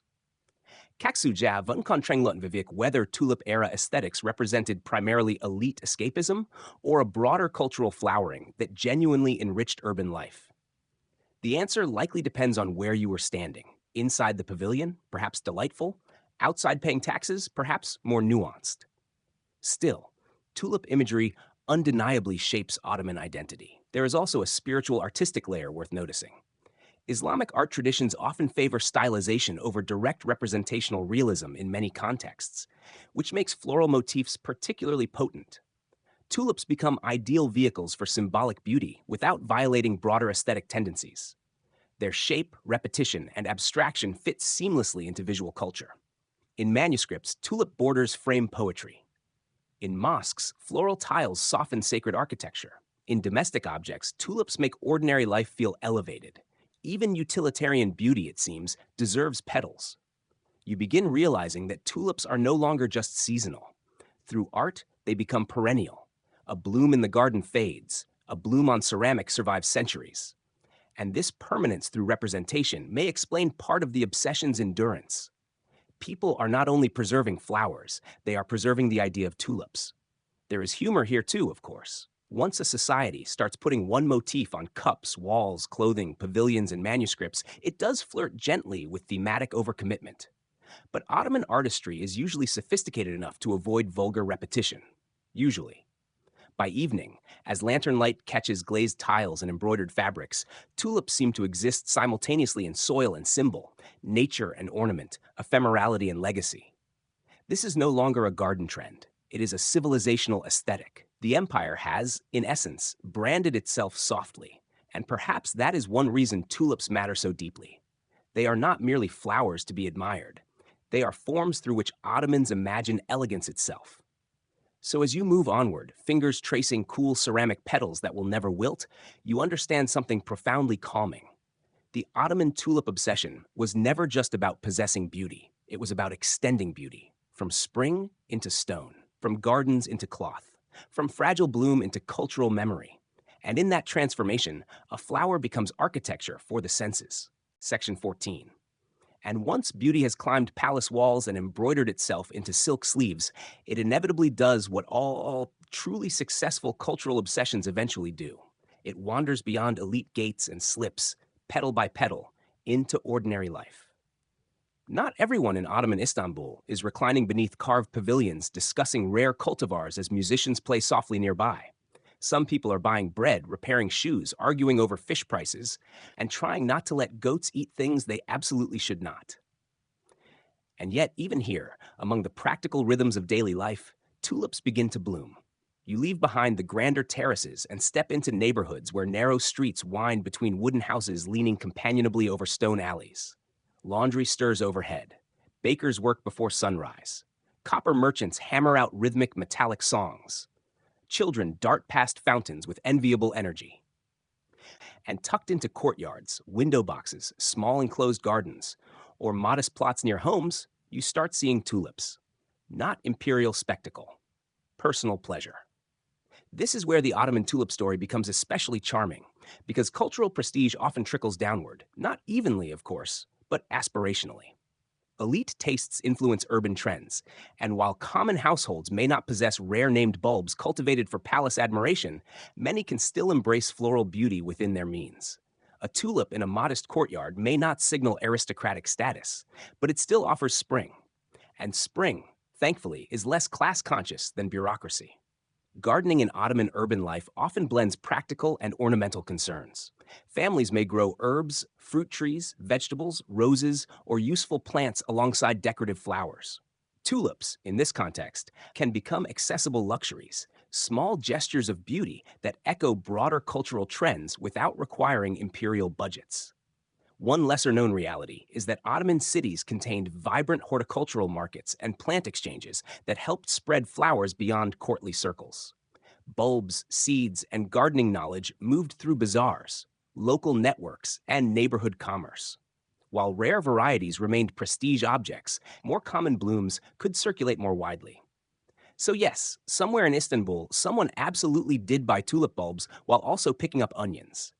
You stroll through neighborhood markets where flower sellers display bulbs and blooms among spices, textiles, and household goods.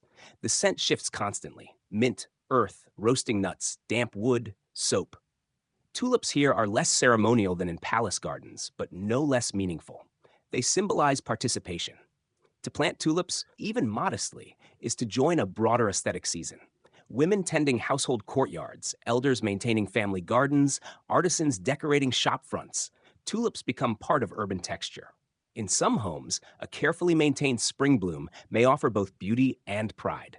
Not every act of cultivation is political. Sometimes people simply enjoy nice flowers, which may be history's most emotionally healthy trend. Still, tulips carry social echoes. Their popularity reflects how deeply Tulip Era aesthetics permeate society. Even when stripped of palace extravagance, the flower retains associations with grace, fashion, and seasonal joy. Kaksuja vẫn còn tranh luận về việc how extensively Tulip Era culture transformed lower and middle urban classes versus remaining largely concentrated among elites, since surviving records often privilege courtly perspectives. But material culture suggests broader diffusion than palace walls alone would imply. And then there are festivals beyond formal imperial events. Seasonal outings, picnics, and spring excursions become beloved parts of Ottoman urban culture. Families and communities visit gardens, meadows, and scenic areas to enjoy blooming landscapes. The famous Mesir culture, public leisure in natural settings, helps democratize seasonal appreciation. You can imagine entire households heading outdoors with food, textiles, children, gossip, and enough logistical complexity to rival military planning, all for the simple joy of spring air and flowers. This matters because it transforms tulips from status symbol into shared seasonal atmosphere. Even if one cannot own the grandest garden, one can still witness bloom. Artisans, too, absorb floral motifs. Decorative objects, household items, textiles, and ceramics carrying tulip imagery may appear in broader circulation, allowing ordinary people to encounter elite aesthetics in more attainable forms. And this is often how culture deepens, not when only the powerful adore something, but when it becomes familiar. Of course, differences remain.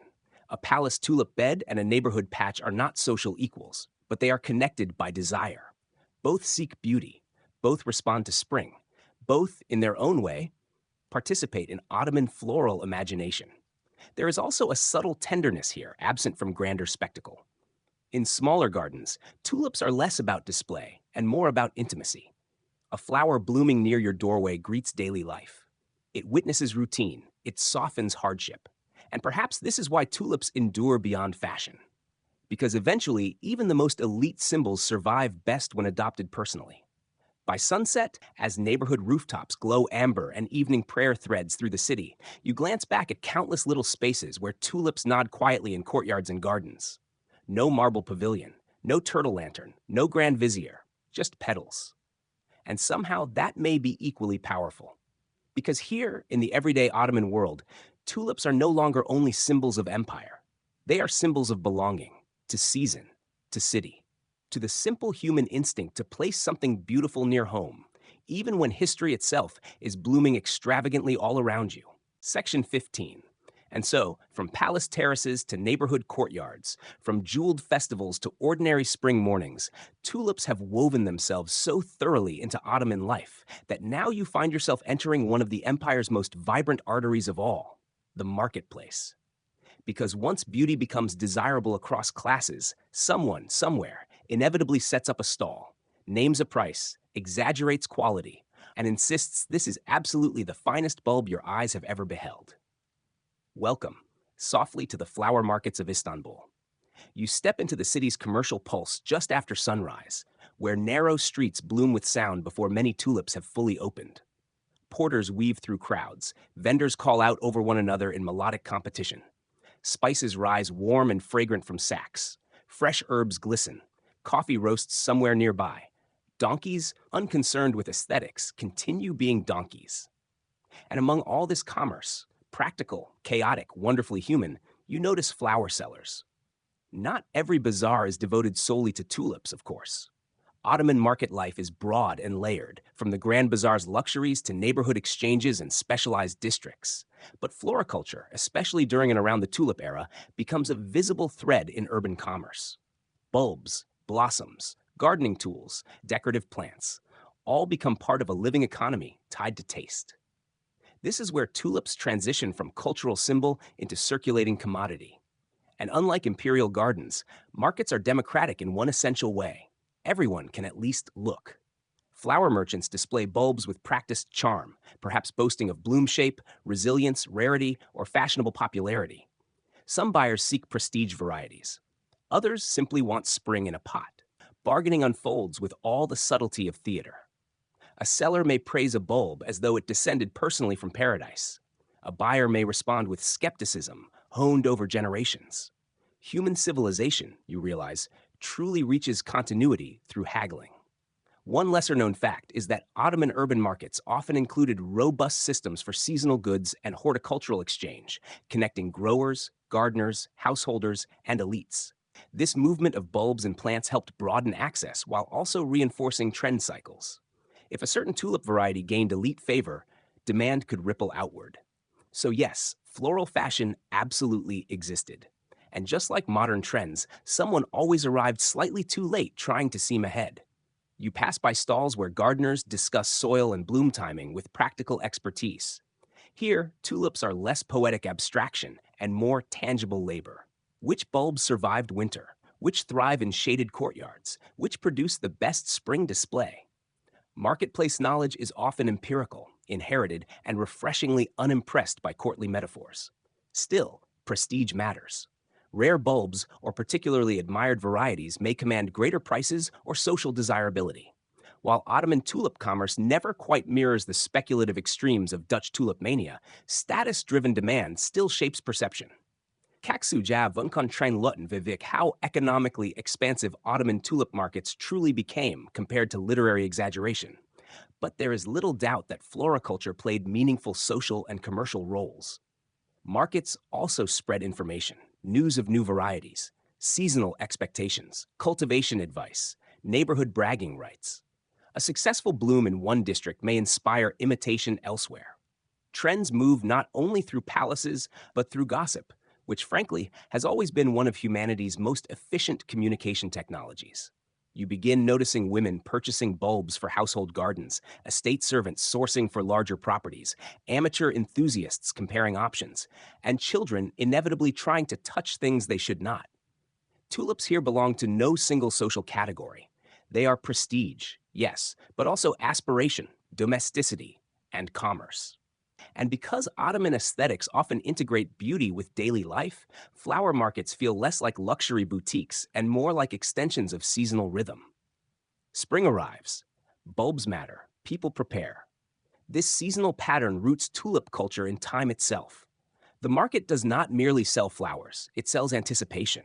There is something deeply calming in that, this annual ritual of preparing for bloom before bloom appears. A sleeping bulb contains hope, and markets become places where hope is purchased by weight.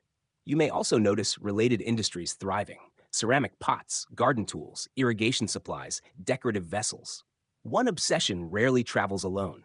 Entire microeconomies can bloom around beauty. Imagine accidentally boosting local pottery sales because everyone suddenly wants prettier tulips. By afternoon, sunlight slants warmly across awnings, illuminating petals and dust alike. Somewhere nearby, a poet may still compare tulips to longing. But here, in the bazaar, someone else is mostly concerned whether theirs survived mold last year. And both perspectives matter, because this is how obsessions become cultures, through poetry and practicality, through spectacle and sale, through dream and dirt. As you leave the flower market carrying perhaps a bulb wrapped in cloth, or maybe simply the scent of crushed stems and spring soil, you understand that Ottoman tulip culture is no fragile elite fantasy suspended above society. It has roots: commercial roots, domestic roots, urban roots. Tulips now move through Istanbul the way stories do, passed hand to hand, shaped by value, altered by context, cherished differently depending on who carries them. And somewhere, behind every bloom in every courtyard, there may well be a merchant smiling quietly. Because even history's gentlest obsessions still need a good marketplace. Section 16. And from those bustling flower stalls, where tulips pass from hand to hopeful hand, wrapped in cloth and expectation, you now drift into quieter spaces, often hidden behind carved doors, screened windows, and shaded courtyards. The domestic worlds of Ottoman women, where tulips bloom not always as spectacle, but as intimacy, artistry, ritual, and personal expression. Because no cultural obsession this pervasive remains solely in public markets or male literary salons. It settles into homes, textiles, conversations, and private aesthetics, where beauty is cultivated differently but no less deeply. You step gently, respectfully, into women's spaces of the Ottoman world. Not the exaggerated fantasy of later Western imagination, but layered domestic environments shaped by family structure, social class, privacy, and tradition. Elite households may contain harems, yes, though the word itself fundamentally refers to protected domestic quarters rather than the endless fever dream cliches later imposed upon it. Within these spaces, gardens, decorative arts, embroidery, poetry, and seasonal pleasures all matter. And tulips, naturally, are here too. In private courtyards, enclosed gardens often serve as places of rest, conversation, child-rearing, and sensory delight. Women may oversee domestic aesthetics, including floral arrangements and textile decoration. A tulip blooming in a secluded courtyard may offer more than status. It can become companionship to daily life, a marker of season, or a small assertion of cultivated grace. You can imagine spring mornings where women gather near fountains, children playing nearby, fabrics drying in filtered sunlight, while tulips rise from carefully tended beds. No imperial parade, no diplomatic statement. Just beauty, structured into ordinary rhythm. And perhaps that is where beauty becomes most durable. One fascinating yet often understated reality is how Ottoman women participated significantly in textile arts: embroidery, weaving, decorative domestic production. Tulip motifs appear richly in these forms. Cushion covers, garments, linens, ceremonial textiles, flowers travel through thread as surely as through gardens. Embroidery itself becomes a kind of slow storytelling. A tulip stitched onto cloth may signal fashion, refinement, symbolic resonance, or simply aesthetic pleasure. And because textile production often intersects with dowries, household prestige, and intergenerational craft, tulip imagery can move through family memory as well as public trend. Basically, if a culture truly loves something, eventually someone embroiders it. Elite women, particularly within palace contexts, may also influence floral aesthetics through patronage, garden use, or participation in seasonal festivities. Though male chroniclers often dominate surviving records, women's lived environments undeniably contributed to the sensory culture of the era. Kaksu Javan Kontreng Lutvivik how directly women shaped formal Tulip era trends versus reflecting broader elite aesthetics, largely because historical documentation can be frustratingly lopsided. But absence from records rarely equals absence from reality. Poetry and song within domestic settings also matter. Ottoman women engaged with literature, music, and decorative culture in ways that varied by class and circumstance. Tulips, already saturated with symbolism, naturally fit into emotional and artistic vocabularies. A bloom may signify longing, a pattern may signal taste, a garden may soften enclosure. There is also fashion. Floral motifs on garments worn in women's quarters could align with broader Tulip era trends while allowing personal adaptation. Fabrics, jewelry, and accessories often reflected larger aesthetic currents, filtered through domestic contexts. And then there are seasonal outings. Though mobility varied by class and convention, women also participated in public leisure spaces such as gardens, excursions, and spring gatherings under appropriate social customs. Mizir culture, those beloved outdoor retreats, could include women and families enjoying bloom-filled landscapes. So tulips are not confined. They travel between private and public, visible and veiled. One delightful thought emerges here. While men in official settings may debate rare bulbs and imperial symbolism, women in domestic spaces are perhaps just as likely to appreciate whether the courtyard actually looks lovely this morning. Sometimes aesthetic clarity is the purest sophistication. You notice too how enclosed gardens carry particular resonance in women's lives. Gardens within protected spaces can symbolize both limitation and sanctuary depending on circumstance. Tulips blooming there may embody beauty inside boundaries, a poignant metaphor the flower did not ask for, but handles elegantly. And because Ottoman domestic culture often emphasizes hospitality, presentation, and sensory refinement, flowers become part of receiving guests, arranging interiors, and shaping atmosphere. Tulips may decorate, symbolize, or simply delight. By evening, lamps glow softly through latticework. Silk rustles. Tea or sherbet cools in decorated vessels. Somewhere, a tulip motif catches firelight on embroidered cloth while real blossoms outside close gently for the night.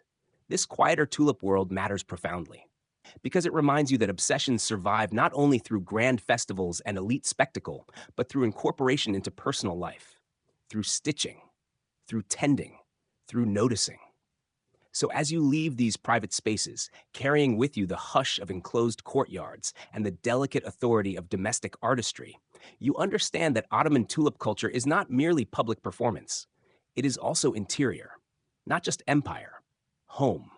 And sometimes, the gentlest blooms shape history most deeply when they open, where fewer chroniclers think to look. Section 17. And from those shaded courtyards, where tulips bloom beside whispered conversation and embroidered memory, you now follow the flower into language itself, into the minds of Ottoman poets, calligraphers, and dreamers, who do what poets have always done best: take something already beautiful and somehow make it even more emotionally complicated. Because if gardens gave tulips shape, poetry gave them soul, and Ottoman literary culture, with all its elegance and metaphorical ambition, was more than ready to transform a spring flower into philosophy. You enter a gathering where words matter almost as much as fragrance. Cushions line low seating, ink dries on fine paper. Lamps cast amber halos over manuscripts. Somewhere, a poet clears his throat with the ceremonial gravity of someone fully prepared to compare a flower to heartbreak, paradise, divine mystery, and possibly all three before supper. Ottoman poetry, deeply shaped by Persian literary traditions, yet uniquely developed in its own imperial context, thrives on layered symbolism. Flowers are never just flowers. Gardens are never merely pleasant outdoor spaces. Spring itself often becomes a meditation on transience, longing, mortality, or divine beauty. And tulips? Tulips arrive perfectly equipped for metaphor. Their upright form suggests elegance. Their vivid petals imply passion. Their short blooming season whispers impermanence. Their cultivated rarity hints at exclusivity. It is, frankly, almost unfair how symbolically overqualified they are. The Ottoman literary world often uses floral imagery alongside beloved tropes of love, separation, spiritual yearning, and worldly fragility. Roses may still dominate many poetic traditions. Roses always do enjoy being dramatic. But tulips increasingly secure a distinctive place, especially as their social prestige rises during the Tulip Era. One especially intriguing symbolic layer comes again through language itself. The word lale, written in Ottoman script, shares letters with Allah. For certain mystically inclined readers or artists, this visual and numerical resonance adds subtle spiritual possibility. Not every tulip poem is secretly theological, of course, but in a culture attentive to calligraphy, numerology, and layered meaning, such associations enrich interpretation. Calligraphers, too, play their part. Ottoman art treasures script as both language and visual form. Tulip shapes, elegant and vertical, harmonize beautifully with aesthetic sensibilities shaped by written grace. Sometimes floral and scriptural beauty feel like cousins. Basically, Ottoman civilization looked at petals and thought, yes, but what if this also reflected cosmic order? Kaksujav unkontrenglut vivik how central tulips were in Ottoman poetry relative to broader floral traditions, especially compared with roses, cypress, and nightingales.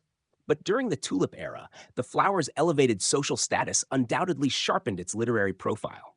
As you listen, verses unfold like silk. A tulip may represent the beloved's face, or a heart aflame, or worldly vanity, or paradise glimpsed too briefly.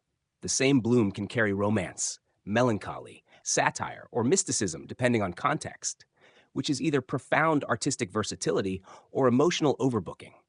Yet poetry is not only solemn. Ottoman literary gatherings can also include wit, playful exaggeration, and social commentary. A fashionable tulip obsession itself may inspire satire or amused observation. Poets, after all, are rarely above gently mocking elite trends while simultaneously benefiting from them. You can almost imagine one poet privately thinking, yes, yes, your tulip is exquisite, but must we discuss it for 3 entire evenings? Still, poetic engagement deepens tulip culture by giving it emotional longevity. A flower blooms briefly, but a metaphor can endure, and that matters, because literature transforms seasonal beauty into intellectual heritage. Beyond elite poetry, songs, stories, and oral traditions may also absorb floral imagery in more accessible ways. Tulips become part of cultural imagination not solely because they are seen, but because they are spoken. You begin to realize that Ottoman tulip obsession is increasingly total, not oppressive, just immersive. The flower exists in gardens, homes, art, fashion, commerce, and now language. It has become both object and idea. And ideas, unlike petals, can outlast spring. As evening deepens, a recited poem drifts through the room while outside, real tulips sway faintly in moonlight. The contrast is almost impossibly tender, one bloom living briefly in soil, another blooming in memory through verse. Perhaps that is why civilizations write poems about flowers at all. Not to preserve petals literally, but to keep their feeling from vanishing. So when you leave the poets behind, with ink scent and candlelight lingering softly in your thoughts, you understand that Ottoman tulips are no longer merely cultivated by gardeners. They are cultivated by language, by longing, by metaphor. And somewhere between blossom and stanza, an empire learns that sometimes the calmest obsessions become the deepest when they are not only planted, but spoken softly into time. Section 18. And from those poet-filled chambers where tulips bloom in ink as readily as in soil, you now lift your eyes once more to stone, marble, water, and skyline. Because when an empire becomes truly enchanted by an idea, it eventually begins building that idea into the world itself. Not merely painting it, not only planting it, but carving it into civic life. So here, in the full cultural tide of the Tulip Era, you wander into architecture shaped by floral imagination, where Ottoman aesthetics stretch tulip sensibilities into fountains, kiosks, pleasure palaces, and urban design. You move first through Istanbul's expanding ceremonial beauty under Ahmed III and Ibrahim Pasha, where architecture softens just enough to suggest leisure without surrendering dignity. This is not the stern military grandeur of conquest alone. This is an empire experimenting with elegance as policy, stone learning to flirt gently with spring. Perhaps nowhere is this more visible than in the famous Fountain of Ahmed III, completed in 1728 near Topkapi Palace. You stand before it now, Ornate, graceful, richly decorated with floral motifs, calligraphy, and sculptural sophistication. Water flows not simply as necessity, but as public theater. A fountain in Ottoman urban life is practical, charitable, symbolic, and aesthetic all at once. It quenches thirst, it honors faith, it displays patronage, and during this era, it absolutely looks fabulous. The fountain's decorative sensibility reflects broader Tulip Era aesthetics, more ornamented, more playful, more visibly invested in beauty as a civic gesture. Floral forms, including tulip-like motifs, participate in this visual language. Water and flower symbolism intertwine naturally, both tied to paradise imagery and cultivated abundance. One fascinating detail often overshadowed by tulip festivals themselves is how the tulip era coincides with increased Ottoman architectural openness to certain external influences, particularly through diplomatic contact with Europe. Baroque elements, filtered and adapted through Ottoman taste rather than simply copied, begin appearing subtly in design. Curves soften, ornament shifts. Think of it less as architectural identity crisis and more as stylish selective browsing. Sadabad Palace, developed along the Golden Horn, becomes another iconic expression of this shift. Inspired partly by Persian garden ideals and perhaps informed by European observations, it emphasizes pleasure, canals, gardens, and refined leisure spaces. Though much of it would later be damaged or transformed, its cultural symbolism remains potent. Sadabad is not merely a building, it is a seasonal philosophy. A statement that governance, at least briefly, can involve strolling beautifully near water. You walk through imagined colonnades and garden pavilions where tulips align with architecture not as decoration alone, but as atmosphere. Buildings frame bloom, bloom softens stone, water mirrors both. This triad, architecture, horticulture, water, is central.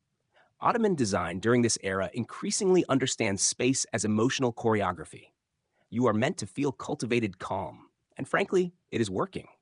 Kak su zaven kan Trenglutten Vivik whether Tulip Era architecture represented meaningful modernization, elite escapism, or aesthetic overreach, especially given later criticism following political upheaval.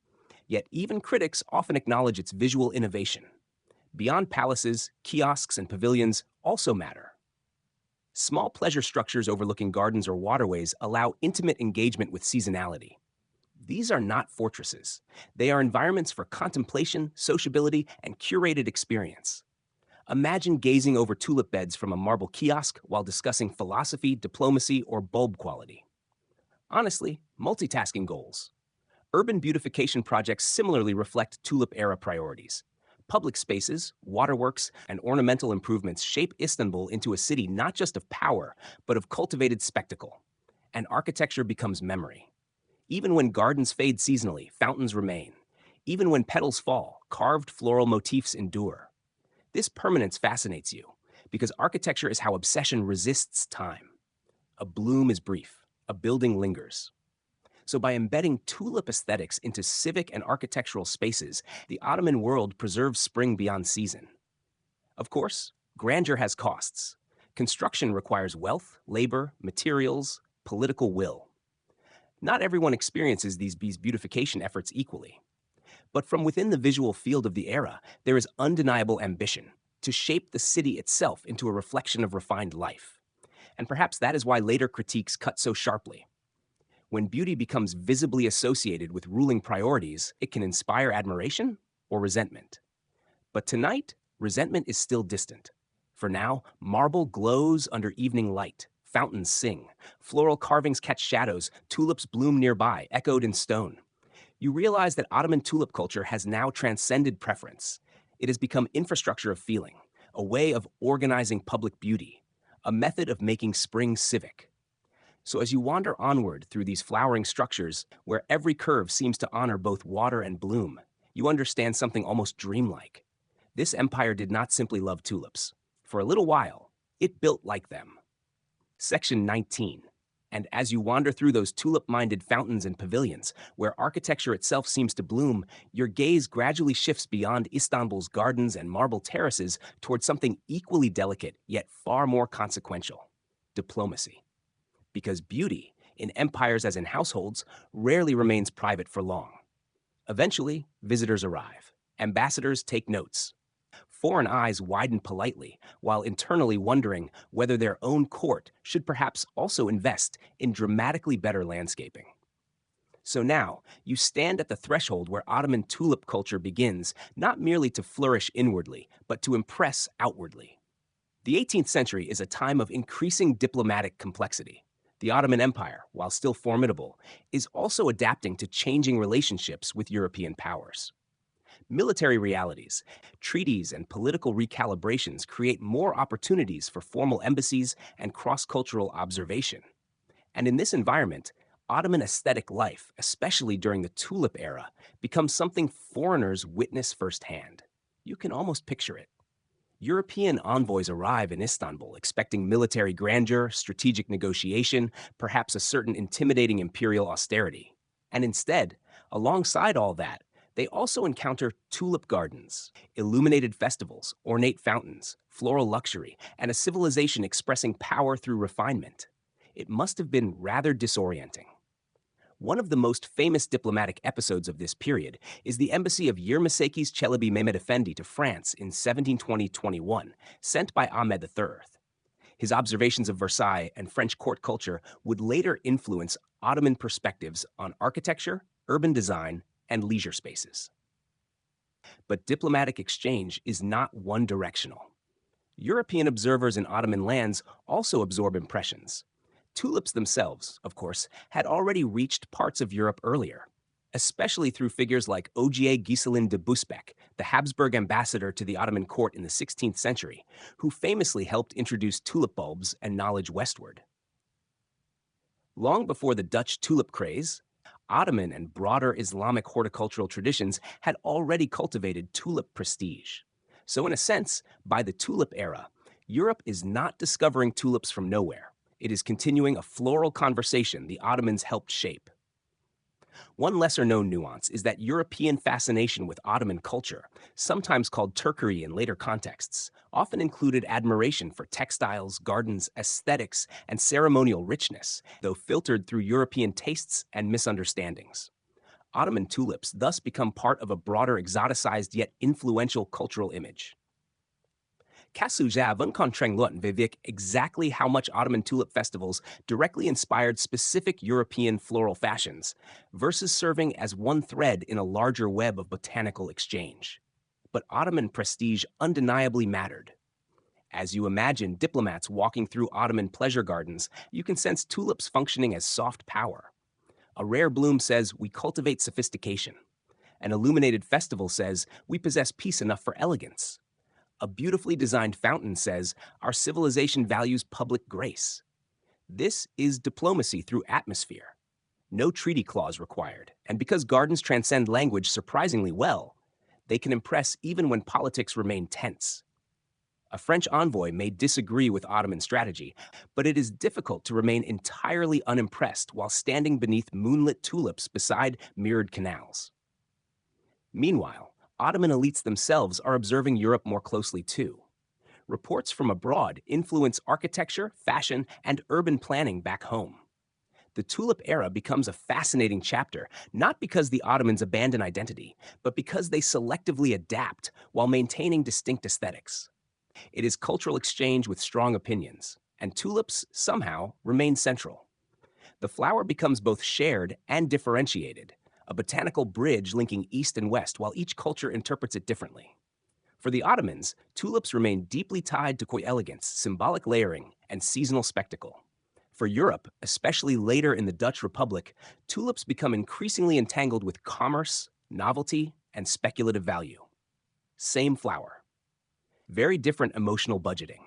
You begin noticing that diplomatic gift culture may also include luxurious objects, plants, and aesthetic exchange. Gardens are not isolated from geopolitics. They are extensions of reputation.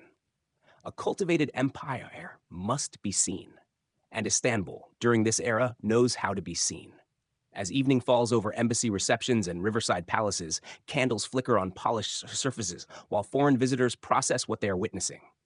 An empire not merely surviving, but curating itself. Of course, not every observer interprets this positively. Some may see decadence, others brilliance. Still others may simply wonder how one acquires so many coordinated tulips. But regardless of judgment, impression is made, and impression matters. So as you leave these diplomatic gardens behind, where petals quietly accompany policy, you understand that Ottoman tulip culture is now traveling farther than bulbs alone. It is exporting mood, prestige, aesthetic ideology. The empire, through spring itself, is presenting a version of power that blooms rather than marches. And while armies shape borders, sometimes a garden shapes imagination. Section 20.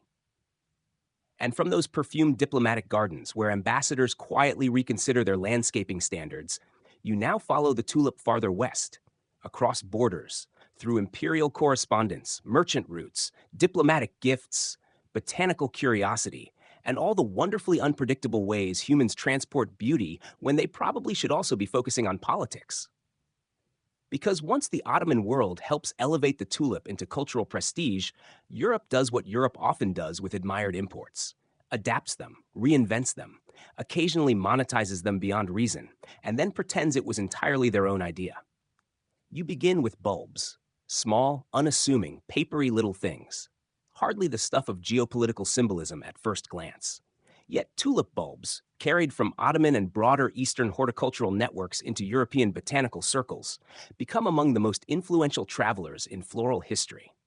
The oft-cited figure here is Ogier Ghiselin de Busbecq, 16th century Habsburg ambassador to the Ottoman court, whose letters famously describe Ottoman flora and whose role in transmitting tulip bulbs and awareness into Europe is widely remembered.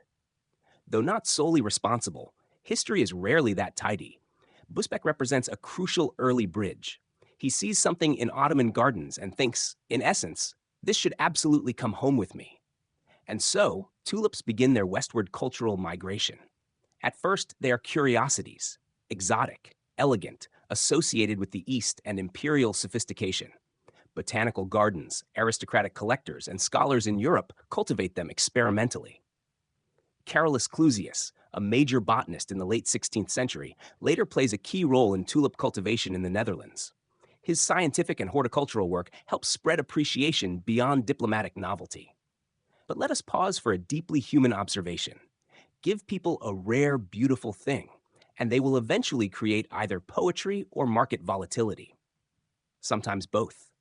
In Europe, tulips gradually transform from Ottoman-associated luxury into broader botanical obsession, especially in the Dutch Republic, where tulip mania erupts in the 1630s, predating the Ottoman Tulip Era by nearly a century, which is one of history's more deliciously confusing timeline twists. So while Ottoman tulip culture profoundly shaped European exposure and prestige, Europe's speculative tulip explosion developed differently and earlier than Ahmed III's flowering age. This distinction matters enormously. Ottoman Tulip Era culture is less about financial speculation and more about courtly aesthetics, leisure, symbolism, and social prestige. Dutch tulip mania becomes a cautionary tale of speculative economics. Same flower. One inspires moonlit turtle lanterns, the other inspires regrettable contracts. Kaksu zav unkontreng Lutenvivik how directly Ottoman horticultural prestige influenced Dutch tulip valuation versus broader botanical fascination and economic conditions. But Ottoman origins remain foundational to Europe's tulip story. As you continue westward imaginatively, you notice how tulips change identity depending on cultural context. In Ottoman lands, elegance, imperial symbolism, refined sociability. In parts of Europe, rarity, scientific curiosity, collector enthusiasm, and at times market frenzy. This is what happens when beauty crosses borders. It gets translated, sometimes gracefully, sometimes into spreadsheets. And yet, even as tulips become Dutch icons in later global imagination, their Ottoman and Central Asian histories remain essential. Before Amsterdam canal houses and speculative bulb sales, there were Anatolian gardens, Persian metaphors, and Istanbul's spring rituals. It is a useful reminder that cultural memory often simplifies what was once beautifully interconnected. European aristocrats also increasingly incorporate tulips into garden design, botanical cataloging, and decorative arts. Exotic flora from Ottoman-associated networks helps shape broader horticultural developments. Gardens across Europe become spaces not only of science and status, but also imperial aspiration. Because, of course, once one kingdom sees another kingdom's exquisite flower beds, decorative competition becomes inevitable. You can almost hear the international thought process. Lovely diplomacy, But what if our tulips were larger? Meanwhile, back in Ottoman lands, tulips remain culturally embedded rather than purely commodified. Their significance continues to intertwine with architecture, poetry, and social ritual. This divergence is fascinating. Two civilizations can adore the same object while revealing entirely different values through that adoration. By twilight, you stand in a symbolic crossroads where bulbs have crossed seas, meanings have multiplied, and tulips have become global. Yet something soft remains unchanged. No matter the market, the diplomacy, the speculation, or the prestige, a tulip still blooms briefly. Its essence resists ownership. Perhaps that is why tulips travel so well. They offer beauty, rarity, and projection, but never permanence. So as you watch ships carry bulbs and letters between worlds, you understand that Ottoman tulip culture did more than create elegant festivals. It helped launch a transcontinental floral legacy, a quiet export of aesthetics, a botanical ambassador. And somewhere in every European tulip bed that follows, there lingers at least a faint echo of Bosphorus mornings, palace gardens, and those Ottoman hands that once taught a wandering flower how to become civilization. Section 21. And now, standing at that floral crossroads where Ottoman gardens meet European reinvention, you begin to notice something quietly fascinating. While tulips travel abroad and become economic cautionary tales or botanical trophies, back in Istanbul, they continue blooming within a very different emotional framework. Here, tulips are not merely commodities or symbols of imported novelty. They are mirrors, reflecting how the Ottoman Empire sees itself, especially in comparison to a changing world. And so you find yourself contemplating not simply tulips, but two civilizations using the same flower to express entirely different anxieties, ambitions, and definitions of sophistication. This is where comparison becomes irresistible. In Europe, particularly in the Dutch Republic during tulip mania, tulips become intensely entangled with speculation. Rare bulbs, especially those affected by mosaic virus causing prized striped patterns, can command astonishing prices. Contracts multiply, value inflates, markets wobble. Historians still debate the true scale and mythologized exaggeration of the mania, but the broader cultural memory remains clear. Tulips become shorthand for irrational economic exuberance. Basically, flowers accidentally audition for the stock exchange. In Ottoman Istanbul, by contrast, tulip enthusiasm during the Lale Devri feels notably different. Yes, prestige matters.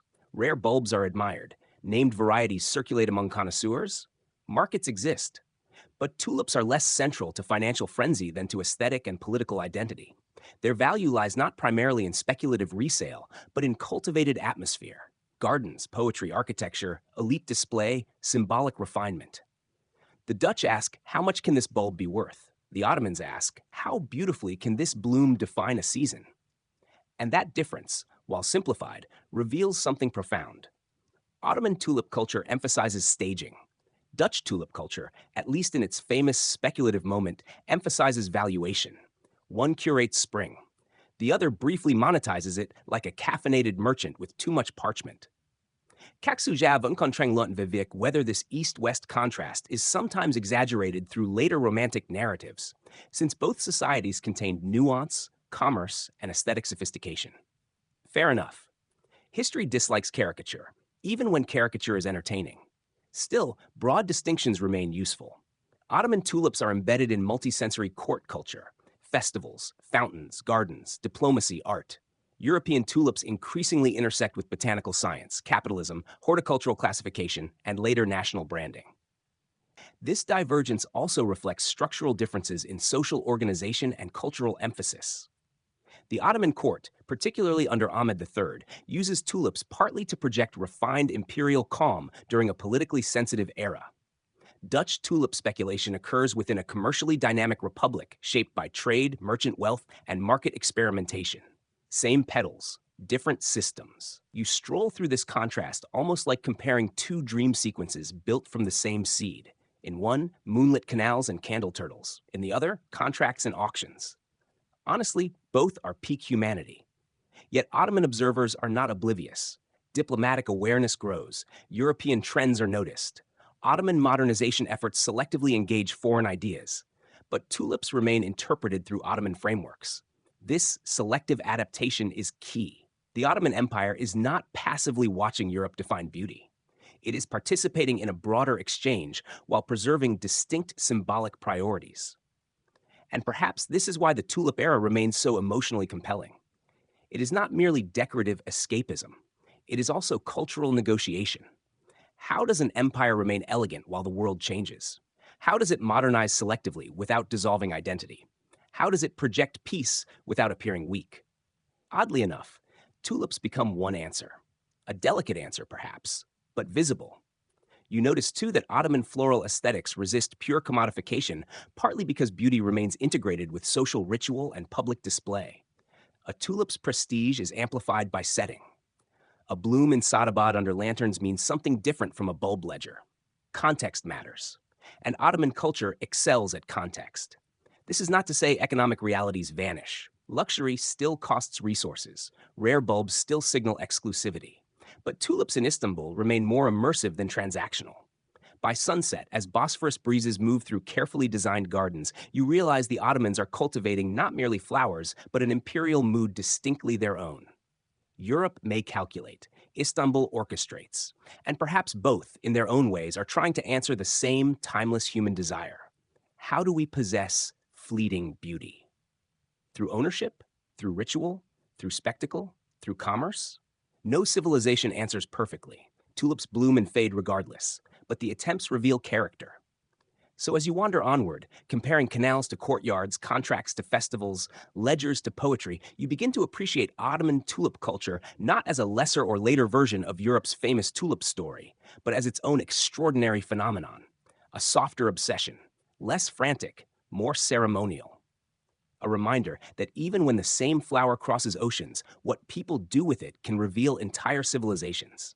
And in Ottoman hands, for a little while longer, tulips are not bubbles. They are atmosphere. Section 22. And yet, even the most fragrant atmosphere can drift too far from the streets below. Because while tulips glow in palace gardens and moonlit festivals soothe the elite with poetry, fountains, and exquisitely curated serenity, the wider empire does not stop existing simply because spring looks lovely. Outside illuminated pavilions, taxes still burden. Trade still fluctuates. Janissaries still grumble. Artisans still calculate prices. Bread, unlike symbolic flowers, remains extremely practical. And so now, as your path through the Tulip Era deepens, you begin sensing the first faint rustle beneath the petals, the quiet tension between cultivated luxury and ordinary unrest. At first, it is subtle, a sigh in the market, a muttered complaint near a coffee house, a craftsman eyeing palace expenditures with the expression of someone whose rent absolutely does not care about decorative fountains. The Tulip Era under Ahmed III and Ibrahim Pasha often appears in retrospect as a period of peace and aesthetic flourishing, and to a degree, it truly is. Cultural production expands, diplomacy evolves, architecture blossoms, gardens dazzle. But prosperity, like carefully arranged flower beds, can look more even from a distance than it feels up close. This is where the social undercurrents matter.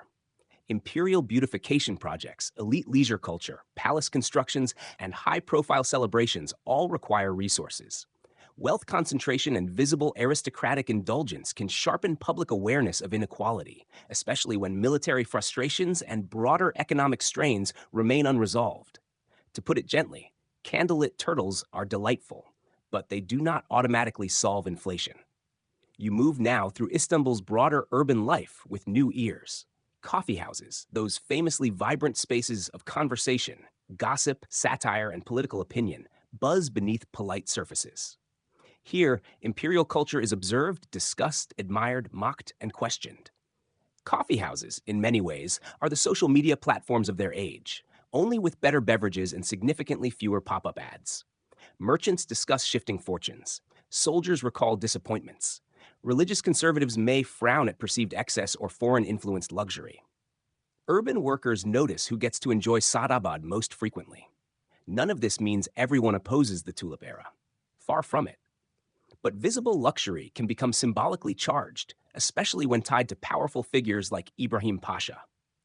One lesser-known but crucial aspect of this period is that criticism of Tulip-era culture often intertwines with broader anxieties about governance, morality, military direction, and class disparity, not merely flowers themselves. Tulips become shorthand, symbols standing in for larger frustrations. Kaksujavan Trenglun Vivek whether later critiques exaggerated Tulip era decadence for political purposes after its fall, or whether elite extravagance genuinely intensified public resentment in meaningful ways. Likely as usual, both symbolism and reality mattered. You begin to understand something deeply human. People rarely revolt because flowers are pretty. They revolt when beauty starts looking like exclusion. This is not unique to the Ottomans, of course. Across history, ruling classes often underestimate how strongly public aesthetics can shape political perception. A lavish garden can inspire admiration or anger, depending on who feels invited. And still there is tragedy in this, because much of Tulip era culture genuinely seeks refinement, peace, and artistic flourishing. It is not solely greed, it is also aspiration. But aspiration from above can appear disconnected below. As evening settles, you walk once more through elite pleasure grounds and notice their beauty differently now. The tulips are unchanged, the fountains still sing, the lanterns still glow. But context has shifted. You now hear distant tension beneath the music. You notice how luxury, when highly visible, can become vulnerable. The empire is still powerful. The gardens are still exquisite. Yet somewhere beyond the floral symmetry, social patience may be thinning. Ibrahim Pasha's policies, diplomatic balancing, and patronage systems remain impressive, but political legitimacy is delicate. Public mood can pivot quickly, especially when dissatisfaction finds a charismatic focal point. And history, as always, loves irony. The very era celebrated for calm elegance may be cultivating not only flowers, but backlash. Still, tonight that backlash has not yet erupted. For now, Istanbul remains suspended between bloom and bruise. You walk through its streets as spring air cools, hearing both laughter from pleasure gardens and sharper voices from crowded districts. This duality defines the coming storm. Tulips remain symbols of grace, but symbols are dangerous when too visible. So as you continue, carrying with you both the scent of blossoms and the murmur of discontent, you understand that Ottoman tulip obsession is entering its most fragile stage. Not when flowers fade, but when people begin asking who exactly the garden is really for. Section 23. And once that question begins whispering through coffee houses, workshops, barracks, and market stalls, who is this garden really for? It does not simply vanish beneath more lanterns. No matter how artfully arranged the fountains, how poetic the tulips, or how carefully Sadabad glimmers beneath moonlight, there comes a point when public unease starts pressing harder than petals. And so now, still walking softly through Istanbul's perfumed avenues, you begin to feel the city changing beneath your feet. Not all at once. History rarely shouts immediately. First, it mutters. The empire in the late 1720s is layered with contradiction. On one hand, Ahmed III's reign and Ibrahim Pasha's stewardship have fostered diplomacy, architecture, printing, artistic patronage, and a culture of refinement remarkable in its elegance. On the other hand, military disappointments, economic strains, tax burdens, and resentment toward elite extravagance simmer. Public dissatisfaction is not caused by tulips themselves, of course, but tulips have become highly visible symbols of a governing class whose pleasures are increasingly difficult to ignore. And symbols, as you now know, can become political tinder. You drift through districts less adorned than palace gardens. Here, daily life is practical. Bread prices matter. Guild pressures matter. Janissary frustrations matter. Religious and social conservatives may see certain tulip-era excesses as moral drift. Others may simply feel excluded from the lavishness. A decorative pavilion can look very different depending on whether you're invited inside. This tension is intensified by broader geopolitical realities. The Ottoman Empire is not collapsing, but neither is it untouched by strategic setbacks and structural pressures. External conflicts, internal administrative strains, and economic burdens shape public perception. Meanwhile, elite pleasure continues visibly, and visibility can be combustible. One especially important dynamic involves the Janissaries, whose political and military role has long made them influential beyond battlefield function. Urban unrest in Ottoman history often intersects with Janissary participation, and discontented power structures can rapidly amplify broader frustrations. Imagine, if you will, a city where elite spring festivals continue while heavily armed political stakeholders feel underappreciated. Rarely ideal. At this stage, criticism of Ibrahim Pasha becomes increasingly potent. His closeness to Ahmed III, his diplomatic orientation, and his association with elite luxury make him a convenient focal point for dissatisfaction. Whether fairly or unfairly, he embodies aspects of the Tulip era critics find vulnerable. Kaksuja vẫn còn tranh luận về việc how much public anger specifically targeted cultural extravagance versus deeper political and socio-economic issues. But there is little doubt that visible luxury helped crystallize opposition. This is one of history's recurring patterns. People may endure hardship. They may endure inequality. But hardship paired with visible extravagance often sharpens outrage. And so, even while tulips continue blooming, they do so under increasingly complicated skies. You walk now through Istanbul and sense the split-screen reality. At Sadabad, music. In coffeehouses, critique. In gardens, refinement. In barracks, impatience. In markets, calculation. The same city holds multiple truths at once. One lesser-known but revealing aspect of pre-rebellion tension is how satire and rumor often play roles in urban political culture. Public discourse need not always be formal rebellion to become destabilizing. Mockery itself can erode legitimacy.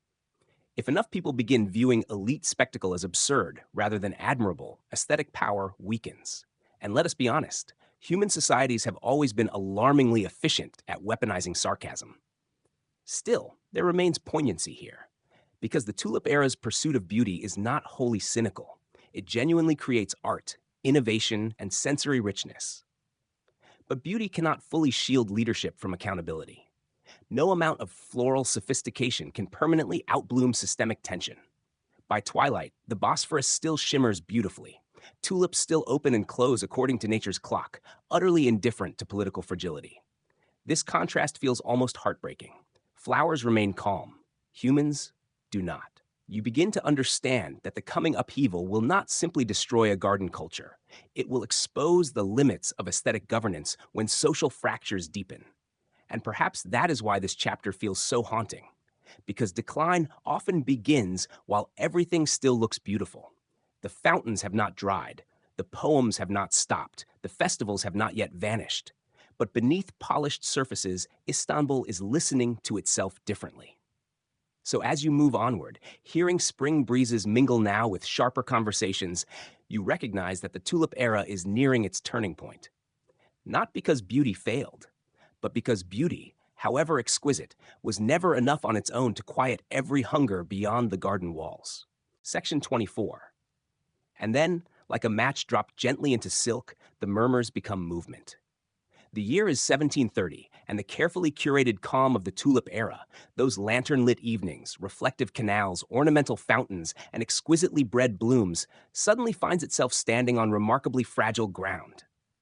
You are still in Istanbul, still among gardens and domes and Bosphorus light, but now the air feels different. It crackles. The city that once drifted in perfume begins tightening like a drawn bowstring. This is the Patrona Halil Rebellion, and if the name sounds less floral than everything preceding it, that is because history has decided the pruning will now be done with sharper tools. Patrona Halil himself is a former janissary and Albanian bath attendant, already proof that history does not exclusively appoint polished aristocrats to dramatic turning points. He becomes the symbolic and practical leader of a revolt fueled by layered grievances. Economic frustrations, resentment of elite extravagance, dissatisfaction with governance, military concerns, and broader social discontent. Tulips are not the cause, but they are absolutely part of the image. The Tulip era's luxurious associations, especially those tied to Ibrahim Pasha and Ahmed III's court, become vulnerable symbols. What once projected sophistication can now be recast as decadence. And recasting, politically speaking, can be devastating. You move through Istanbul's streets as unrest spreads. Crowds gather. Janissaries and disaffected urban groups align. Public spaces shift from commerce and sociability into arenas of confrontation. The atmosphere is no longer scented primarily with spring flowers and sherbet. It smells like volatility. One especially striking historical reality is how quickly elite aesthetic projects can become targets when regimes destabilize. Sadabad Palace, one of the Tulip era's signature pleasure grounds, suffers destruction or heavy damage during the upheaval. This is deeply symbolic. It is not merely architecture under attack. It is a worldview, A canal can represent policy. A pavilion can represent exclusion. A tulip bed can suddenly look like aristocratic insulation. Các sử gia vẫn còn tranh luận về việc whether later narratives exaggerated the rebellion as a wholesale rejection of Tulip Era culture, since revolts often simplify complex motives into symbolic shorthand. But symbolism matters, especially in moments of rupture. And rupture is here. Grand Vizier Ibrahim Pasha, so instrumental in shaping this age of refinement, becomes one of its greatest casualties. Under immense pressure, Sultan Ahmed III sacrifices him in an attempt to placate revolt. Ibrahim is executed. It is a stunning reversal. The man who helped design imperial calm cannot survive imperial storm. Ahmed III himself is eventually deposed. Just like that. Or rather, just like that, after years of pressure, structural tension, and a revolt powerful enough to force it, the Tulip Era effectively ends. And here is where the moment becomes almost unbearably poignant. The tulips still bloom. Nature, as always, remains indifferent to political collapse. Imagine petals opening while palaces burn. Imagine spring continuing while regimes fracture. There is something hauntingly beautiful in that contrast, and perhaps a little rude on nature's part. You wander through the aftermath, where shattered pleasure grounds and shaken authority replace polished certainty. Public anger has altered the city's emotional architecture. The dream of cultivated leisure has collided with harder realities. Yet this is not simply destruction for destruction's sake. The rebellion reflects deep tensions about governance, legitimacy, inequality, and perception. Tulip Era beauty did not create all these problems, but its visibility made it vulnerable. This is one of history's crueler lessons. When elegance becomes too politically identifiable, it can be uprooted alongside policy. Still, not everything vanishes. Tulip culture itself is wounded, symbolically tarnished perhaps, but not erased. Flowers are harder to depose than viziers. You begin sensing the distinction between a regime's aesthetic peak and a civilization's deeper cultural memory. The Tulip Era as political chapter may collapse, but tulips themselves have already embedded too deeply into Ottoman art, gardening, and imagination to disappear entirely. By evening, smoke may linger where music once floated. Broken structures may stand where polished leisure once dazzled. And yet somewhere, perhaps in a modest courtyard untouched by grand politics, a tulip still nods in the wind. That image matters, because even as eras end dramatically, culture often survives quietly. So as you walk through the fallen elegance of 1730, stepping carefully over the debris of spectacle and ambition, you understand something almost painfully human. The Tulip Era did not fail because beauty was meaningless. It ended because beauty alone could not carry the full weight of empire. And still, even after rebellion tears through gardens, spring remembers how to return. Section 25. And so, after revolt has stormed through pavilions and politics alike, after Sadabad's curated serenity has been broken and Ahmed III's reign folded into history, you might expect tulips to vanish entirely, as though a flower, embarrassed by political controversy, simply packed its bulbs and left town. But history is rarely so tidy, and beauty, especially beauty this deeply rooted, tends to survive far more stubbornly than regimes do. So now, in the wake of upheaval, you walk through an Ottoman world no longer intoxicated by Tulip Era extravagance, yet not at all empty of tulips. Because while an age may collapse, an aesthetic can linger. The Patrona Halil Rebellion ends the Lale Devri as a distinct political cultural chapter. Yes, courtly excess is checked. Symbolic extravagance becomes riskier. Certain elite associations are tarnished. But tulips themselves are not exiled from Ottoman life.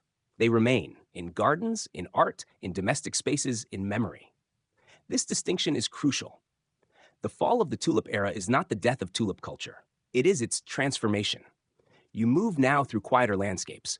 Gone is some of the fevered imperial spectacle, at least in its earlier concentrated form. The candlelit theatricality dims. Grand symbolic excess softens. Yet tulips still bloom in courtyards, botanical collections, textiles, ceramics, and seasonal rhythms. It is almost as though the flower itself survives by retreating from political overexposure. A useful strategy, honestly. Ottoman culture after 1730 continues evolving through subsequent reigns and reforms, each with different priorities. The empire remains dynamic, challenged, adaptive. Tulips no longer define an era so singularly, but their established place in visual and horticultural traditions persists. One lesser discussed truth about cultural symbols is that once they have deeply permeated aesthetics, they rarely disappear entirely unless aggressively purged. Tulips, by this point, are too integrated. They have already entered decorative arts, domestic gardens, poetic memory, and broader sensory life. You can still find them on tiles, in embroidery, in spring landscapes, in inherited taste. And perhaps this quieter survival gives tulips a second life more stable than frenzy ever could. Kaksujav ang Kontrenglut Vivek whether post-Tulip era Ottoman society consciously distanced itself from certain floral extravagances or whether later narratives overstate the rupture for dramatic contrast. Likely, symbolic caution and cultural continuity coexisted. That feels fitting. Humans often reject excess more forcefully than essence. After all, people may grow weary of ostentation while still appreciating flowers. You begin noticing how tulips now feel less politically charged and more culturally sedimented. They become part of Ottoman continuity rather than temporary mania. The bloom remains familiar, but perhaps with softened ego. No longer shouting imperial branding, more like a graceful elder who has seen things. There is something emotionally satisfying about this, because it suggests that what is genuinely beautiful can survive misuse. The Tulip era may have overperformed elegance at times, but tulips themselves remain innocent, still opening each spring without concern for failed viziers or rebellious bath attendants. You wander through provincial gardens, urban homes, artistic workshops, and public spaces where floral motifs continue. The empire changes, reforms, struggles, adapts, yet tulips remain available as visual comfort. This is how certain symbols transcend specific crises, by becoming ordinary enough to endure. There is also a subtle irony here. The rebellion that helped end tulip-associated elite excess may, in a strange way, have preserved tulips from becoming purely aristocratic relics.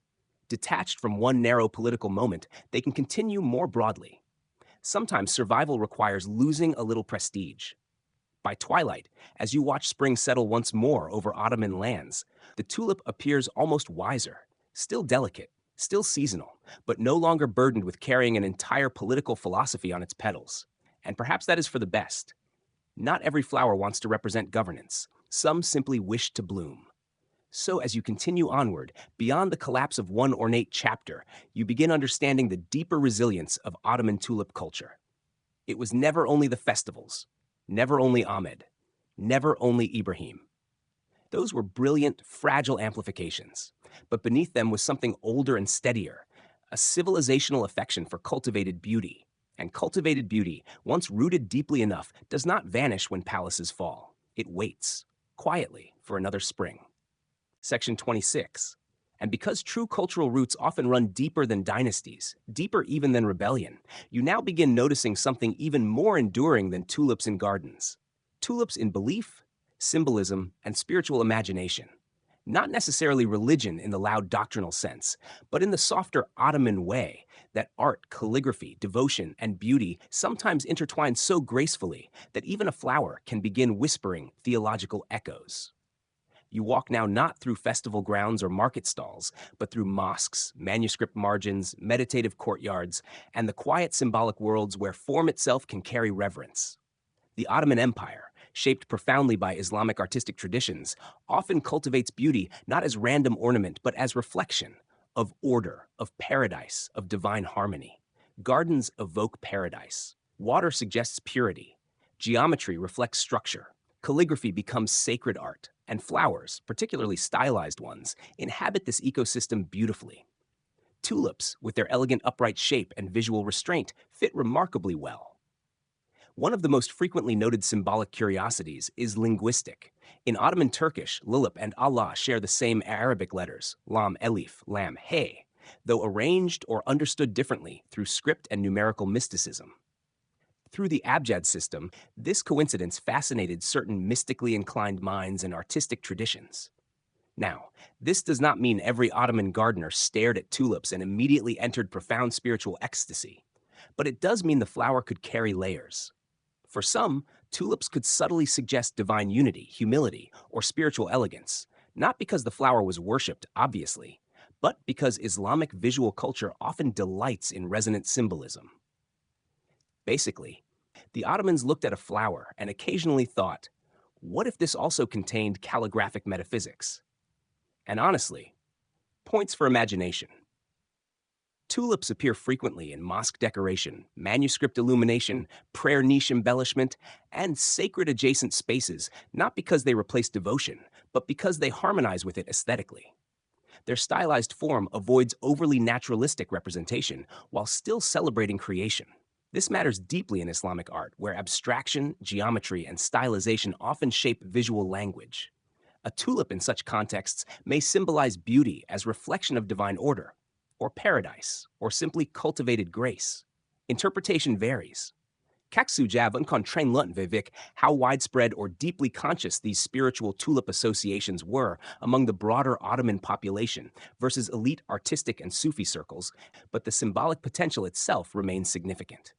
And then there are Sufi traditions, where metaphor, nature, and symbolism often flourish richly. Flowers can become meditative devices, reminders of mortality, beauty, and divine presence. A tulip's brief bloom naturally aligns with contemplations of impermanence. It blooms, it dazzles, it fades. A rather elegant sermon, really. You wander through dervish lodges and poetic spaces where symbolic language often transcends literalism. Here, tulips may be appreciated less as status markers and more as reminders that worldly beauty, though fleeting, points towards something larger. This shift fascinates you. The same flower that once symbolized elite leisure can also symbolize spiritual humility. That versatility may explain part of tulips' durability. They are socially adaptable. A palace can love them. A poet can decode them. A mystic can meditate through them. A household can simply enjoy them. Not bad for a bulb from Central Asia.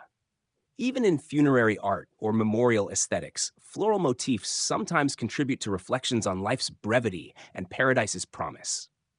Tulips, because of their visual dignity, can participate subtly in this broader language of mortality and hope. And perhaps that is one of the Ottoman tulip's deepest strengths. It can carry beauty without requiring one singular meaning. By sunset, filtered through mosque windows and across Iznik tiles, tulip motifs glow softly in spaces where prayer and artistry coexist. The flower seems calmer here than in festival gardens. Less performative, more contemplative. No lantern turtles, just stillness. You realize then that Ottoman tulip culture survives not merely because of fashion or politics, but because it embedded itself into multiple dimensions of life, including spiritual imagination. This is how symbols endure. Not by belonging to one era, but by becoming meaningful across many. So as evening prayer drifts gently through stone courtyards and tulip forms curve quietly through tile work around you, you understand that Ottoman tulips are not only relics of aristocratic obsession. They are also, at times, meditations. Petaled reminders that beauty can be worldly and transcendent at once. And perhaps that is why, even after political storms, the flower keeps returning, not merely to decorate, but to reflect. Section 27. And from those reflective courtyards, where tulips seem almost to pray in color and silence, you continue onward through time itself, past the dramatic flair of the Tulip Era, beyond rebellion, through reform, uncertainty, adaptation, and the long, uneven centuries that follow. Empires age, borders strain, sultans rise and fall, bureaucracies expand, falter, and reinvent. Yet as the Ottoman world changes, one of the gentlest questions lingers quietly beneath larger upheavals. What happens to beauty after its golden age? In the case of tulips, the answer is unexpectedly soothing. They stay, not always at center stage, no longer the singular emblem of an entire age, but woven steadily through the empire's evolving aesthetic bloodstream. You are now walking through later Ottoman centuries, where tulips survive less as fever and more as inheritance. This is often how mature cultural symbols behave. They settle. They become familiar enough to endure fashion's collapse. Tulips remain present in gardens, decorative arts, textiles, ceramics, manuscripts, and seasonal practices. Even as the empire navigates military reform, modernization efforts, diplomatic pressure, and internal transformation, particularly during periods like the Tanzimat reforms of the 19th century, flowers do not vanish from life simply because politics becomes exhausting. Frankly, if anything, flowers may become more emotionally necessary. You move through changing urban landscapes where European architectural influence grows more visible, administrative systems shift, and modernization projects alter Ottoman civic identity. Yet floral aesthetics persist, often adapting alongside broader stylistic evolution. Tulips, while perhaps no longer carrying the same concentrated symbolic weight of Ahmed III's reign, remain culturally legible. They are part of Ottoman visual memory. One lesser known truth is that many enduring motifs in decorative traditions outlast their original political context precisely because artisans, households, and regional practices preserve them independently of central ideology. Tulips continue because people keep painting, planting, weaving, and appreciating them. Beauty decentralizes, and decentralized beauty is surprisingly resilient. Kaksu Jab Unkontren Lutenvivik how consciously later Ottoman generations viewed tulips as nostalgic references to the Tulip era versus simply ongoing aesthetic tradition. Likely both occurred depending on class, education, and context. This duality feels deeply human. Sometimes you cherish a flower because of history. Sometimes because spring happened and it looked nice. You wander through provincial estates, urban neighborhoods, palace renovations, and evolving artistic workshops. New trends emerge, Western influence expands, printing spreads, photography eventually arrives. Yet tulips continue appearing, if not always loudly. There is something comforting about that. Because continuity in small things can stabilize civilizations emotionally, even when larger structures feel unstable. You also begin noticing nostalgia itself. As empires mature, memory becomes selective. Certain periods are romanticized, criticized, mythologized. The Tulip Era, with all its extravagance and symbolism, can later function as both cautionary tale and cultural jewel. Tulips, therefore, may carry echoes of lost refinement. A bloom can become historical shorthand, like hearing an old melody and remembering a room you have not entered in years. And then, of course, the empire itself eventually dissolves after World War I, giving way to the Republic of Turkey in the 20th century. This would seem perhaps like the final rupture. Surely now the tulip disappears? Not remotely. Because by this point, tulips are no longer just Ottoman. They are Anatolian, Turkish, historical, artistic, civic. They have survived dynastic endings by becoming broader than dynasty. That may be one of the cleverest things beauty can do.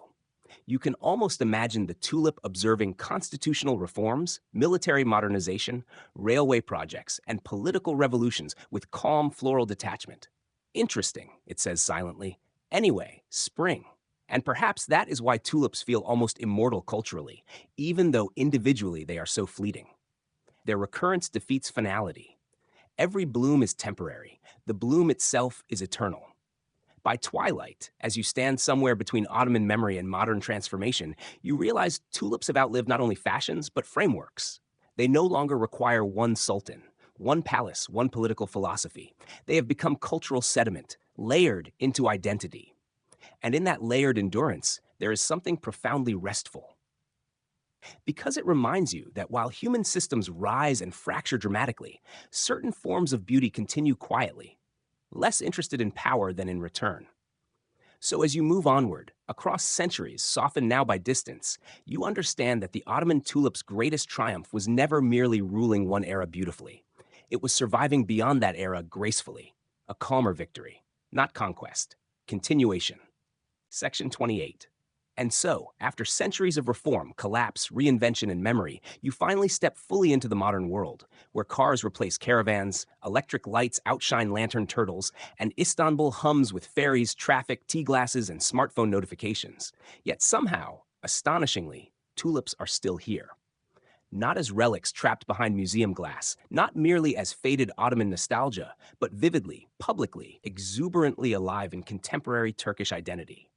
You arrive in springtime Istanbul today. The city is enormous now, layered with republic and empire, apartment blocks and ancient walls, mosques beside metro lines, ferries cutting across the Bosphorus under gulls who remain, reassuringly, just as chaotic as ever. And then you see them. Tulips. Thousands. Millions even. Planted in sweeping municipal displays across parks, boulevards, roundabouts, palace grounds, and public gardens. If Ahmed III could see some of these displays, he might either weep with joy or immediately start offering design notes. Modern Istanbul's annual Tulip Festival, particularly prominent in places like Emirgan Park, revives and reinterprets historical floral heritage on a massive scale. Each spring, the city becomes a living carpet of color: red, yellow, purple, white, patterned varieties arranged in astonishing visual compositions. But this is not simply historical cosplay. It is civic memory, tourism, horticulture, and national symbolism all blooming together. One especially striking modern irony is that while many people globally associate tulips most strongly with the Netherlands, Turkey has actively emphasized tulips' deeper Anatolian and Ottoman historical roots in public cultural discourse. In a sense, modern Turkey gently reminds the world, lovely Dutch fields, truly, but we remember where this relationship began. And fair enough, tulips today function as cultural ambassadors of continuity. They connect pre-Ottoman origins, Ottoman refinement, Republican heritage, and contemporary urban beauty. They are no longer exclusive to elite gardens. They belong to everyone with a park bench. You stroll through Emirgan Park, where rolling hills spill with floral mosaics, families picnic, photographers crouch dramatically for the perfect shot, children run between blooms, and elderly visitors sit quietly remembering older springs. Here, tulips feel democratic in a way even the Tulip Era could never fully achieve. No grand vizier required, just municipal planning and remarkably committed gardeners. Kaksu Jav Unkan Treng Lunt Vivek how much modern tulip revival consciously reconstructs Ottoman symbolism versus serving broader tourism and civic beautification goals. But perhaps the answer, beautifully, is both. Because symbols evolve. Modern tulip festivals in Turkey do not replicate Tulip Era politics. They reinterpret floral heritage through contemporary public life. There are no palace intrigues attached to your picnic blanket. Hopefully. You also notice how tulips appear in branding, design, souvenirs, logos, and cultural institutions. Their form remains aesthetically powerful, instantly recognizable, elegant, rooted in history. And yet, despite commercialization, something softer survives. People still simply enjoy seeing them bloom. This may be the tulip's greatest gift. It can survive symbolism without being imprisoned by it. Tourists admire color. Locals recognize legacy. Children chase each other through flower beds with no concern for Ottoman scriptural resonance whatsoever. And somehow, all of these responses are valid. You think back to Central Asian slopes, Persian poetry, Topkapi courtyards, Sadabad canals, Patrona Halil's rebellion, and now public parks crowded with cameras and tea thermoses. What a journey for a bulb. There is also something deeply moving about the scale of modern public planting. In Ottoman times, tulips could symbolize exclusivity. In modern Istanbul, mass floral display often symbolizes civic pride and shared seasonal joy. Beauty, once curated upward, now spreads outward. That shift feels important. By sunset, as modern city lights begin replacing daylight and tulip beds glow beneath skyscrapers and mosque silhouettes alike, you realize the flower has done something remarkable. It has adapted to modernity without losing memory. It does not need empire to matter. It simply needs spring. So as you wander home through contemporary Istanbul, fairies humming, tulips glowing gently in public spaces once unimaginable to Ahmed's court, you understand that Ottoman tulip obsession did not truly end. It softened, expanded, publicized. What was once aristocratic calm became civic bloom. And perhaps that is the gentlest possible ending for any historical obsession. Not disappearance, not museum silence, but rebirth each year, where millions can walk among what was once reserved for a few and call it simply, beautifully, their city. Section 29. And as you walk those modern parks, where tulips bloom beneath traffic lights and fairy horns instead of palace lanterns, you begin sensing something larger than seasonal beauty or civic landscaping. Because at this point, tulips are no longer merely flowers, nor solely Ottoman memories, nor even just Turkish spring decor. They have become national shorthand, symbols through which modern Turkey quietly converses with its layered past, balancing republic and empire, cosmopolitanism and heritage, reinvention and remembrance. This is where the tulip transforms again, not into novelty, not into aristocratic obsession, but into identity. Modern Turkey, founded in 1923 after the Ottoman Empire's dissolution, understandably reshapes itself through dramatic political, social, and cultural reforms. Mustafa Kemal Ataturk's republic emphasizes secular modernization, nationalism, and institutional transformation. In such contexts, some Ottoman symbols become politically complicated, selectively emphasized, or culturally reframed. And yet tulips, remarkably, remain adaptable. Why? Because unlike sultanic regalia or explicitly imperial governance structures, tulips can transcend political specificity. They are historical without being necessarily authoritarian. Ottoman, yes, but also broader, older, botanical, artistic. A flower, it turns out, is easier to rehabilitate than a dynasty. So tulips continue appearing in Turkish cultural branding, municipal aesthetics, decorative motifs, tourism campaigns, and heritage discourse. They offer continuity without demanding political surrender to empire. You see tulip motifs in logos, urban landscaping, ceramics, souvenirs, architecture, and public festivals. Sometimes they evoke Ottoman sophistication, sometimes simply Turkish elegance, sometimes springtime cheer. And perhaps that flexibility is precisely why they endure. One fascinating modern layer is Turkey's effort to reassert tulips' historical roots in Anatolia and the Ottoman sphere, especially given global associations with Dutch tulips. Cultural narratives increasingly emphasize that while the Netherlands commercialized tulips magnificently, the flower's symbolic and horticultural journey through Ottoman lands was foundational. This is not petty floral rivalry. It is heritage diplomacy. And honestly, among all possible international disputes, arguing politely over flower history may be one of the more charming. Kaksujavan Kontrenglut Vivek, whether modern national narratives occasionally oversimplify tulip history for cultural branding, but such simplification is hardly unique to flowers. Nations like gardens often prune selectively. Still, beneath branding lies authenticity. Tulips genuinely do carry centuries of resonance in Turkish lands. They belong. You begin noticing, too, how tulips fit beautifully into Turkish visual sensibilities across eras. Whether in Ottoman-inspired decorative arts, contemporary design, or public celebrations, their silhouette remains elegant, their history layered, their seasonal return reassuring. And unlike many national symbols, tulips are refreshingly non-combative. No one sees a tulip and immediately worries about invasion, at least ideally. This gentleness gives the symbol unusual power. It allows modern identity to engage history softly, through beauty rather than dominance. Families visiting spring displays may not consciously reflect on Ahmed III, Ibrahim Pasha, or the abjad equivalents of Lale and Allah. But cultural memory does not always require explicit awareness. Sometimes continuity operates atmospherically. You enjoy a tulip festival. You photograph blooms. You buy a ceramic magnet. And without realizing it, you participate in centuries. That perhaps is one of history's quietest mechanisms. The past survives through repetition made pleasant. There is also an economic dimension. Tulip festivals attract tourism, beautify urban environments, and reinforce international cultural image. Once again, flowers intersect with governance, though hopefully with fewer rebellions this time.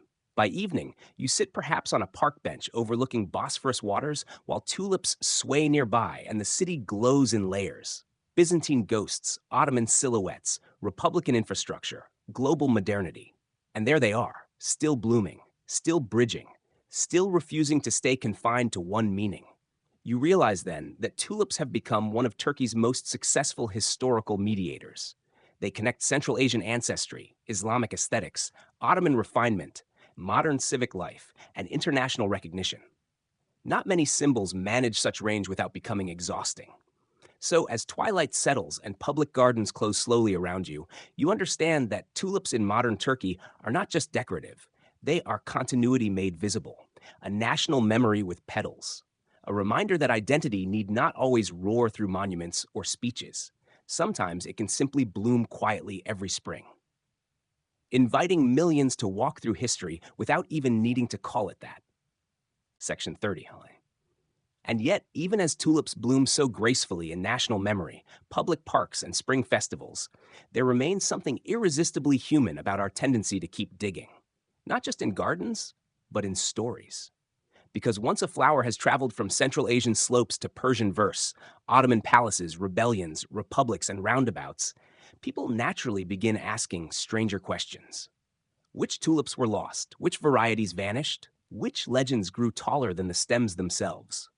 So now, as twilight deepens and your journey becomes softer, you step into the quieter corners of tulip lore, the obscure, the forgotten, the strangely specific, the details history left scattered like bulbs in old soil.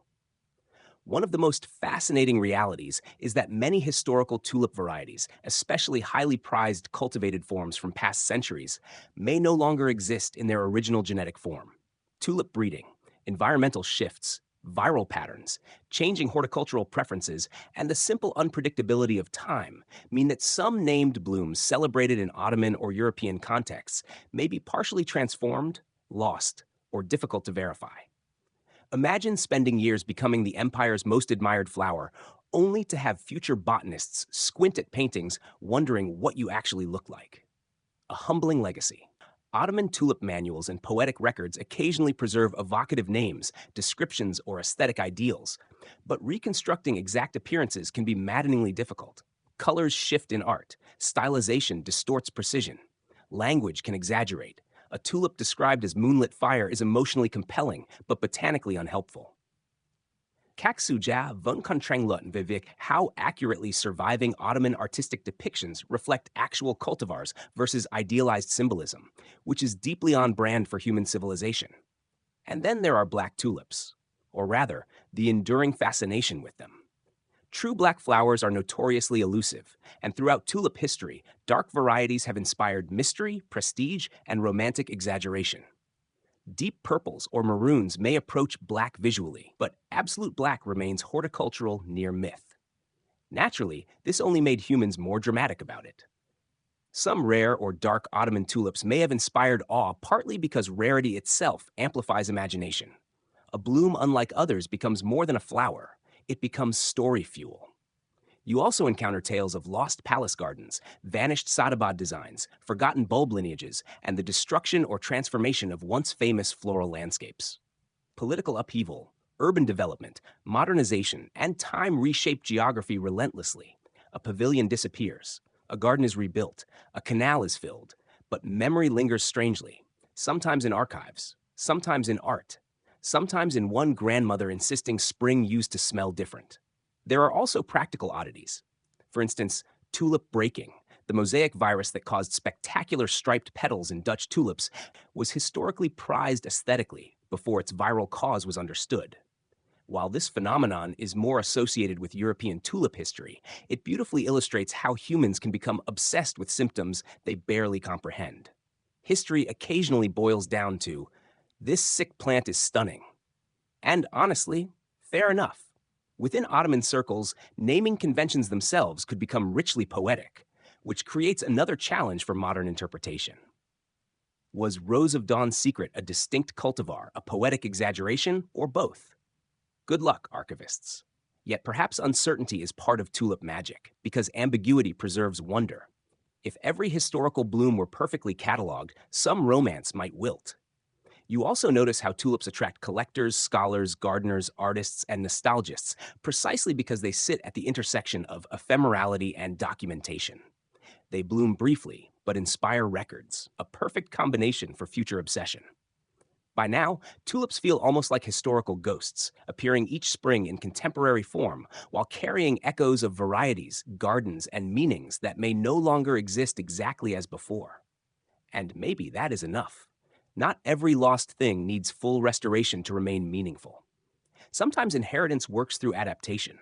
By moonlight, as you imagine vanished Ottoman beds, forgotten cultivar names, dark blooms whispered about in garden circles, and old manuscripts preserving impossible floral reputations, you realize tulip history contains something more than aesthetics. It contains longing. For perfection, for memory, for beauty briefly held. So as your footsteps soften and your thoughts settle among these floral mysteries, you understand that Ottoman tulip obsession was never only about what existed. It was also about what might be cultivated, remembered, or dreamed. And perhaps that is why even lost tulips still bloom a little. Not in gardens now, but in imagination. Section 31. And from imagination, from lost bulbs, vanished cultivars, and ghostly gardens softly blooming in memory, you now enter one of the gentlest chambers of all, the historian's mind. Because after centuries of admiration, criticism, rebellion, nostalgia, and reinvention, people inevitably begin doing what scholars do best, arguing politely, writing extensively, and occasionally staring at the same tulip from completely different philosophical angles. So here, at this late hour in your journey, you sit among manuscripts, archives, restoration plans, travel accounts, diplomatic letters, poetry collections, municipal records, and all the paper trails humans create when they desperately want to explain why a flower mattered so much. And wonderfully, they still do not entirely agree. The Ottoman Tulip era has long fascinated historians because it resists simplification. Was it a refined cultural renaissance? A shallow aristocratic escapist bubble? A meaningful proto-modernization period? A politically vulnerable age of aesthetic overreach? A soft power experiment? A cautionary tale about decorative governance?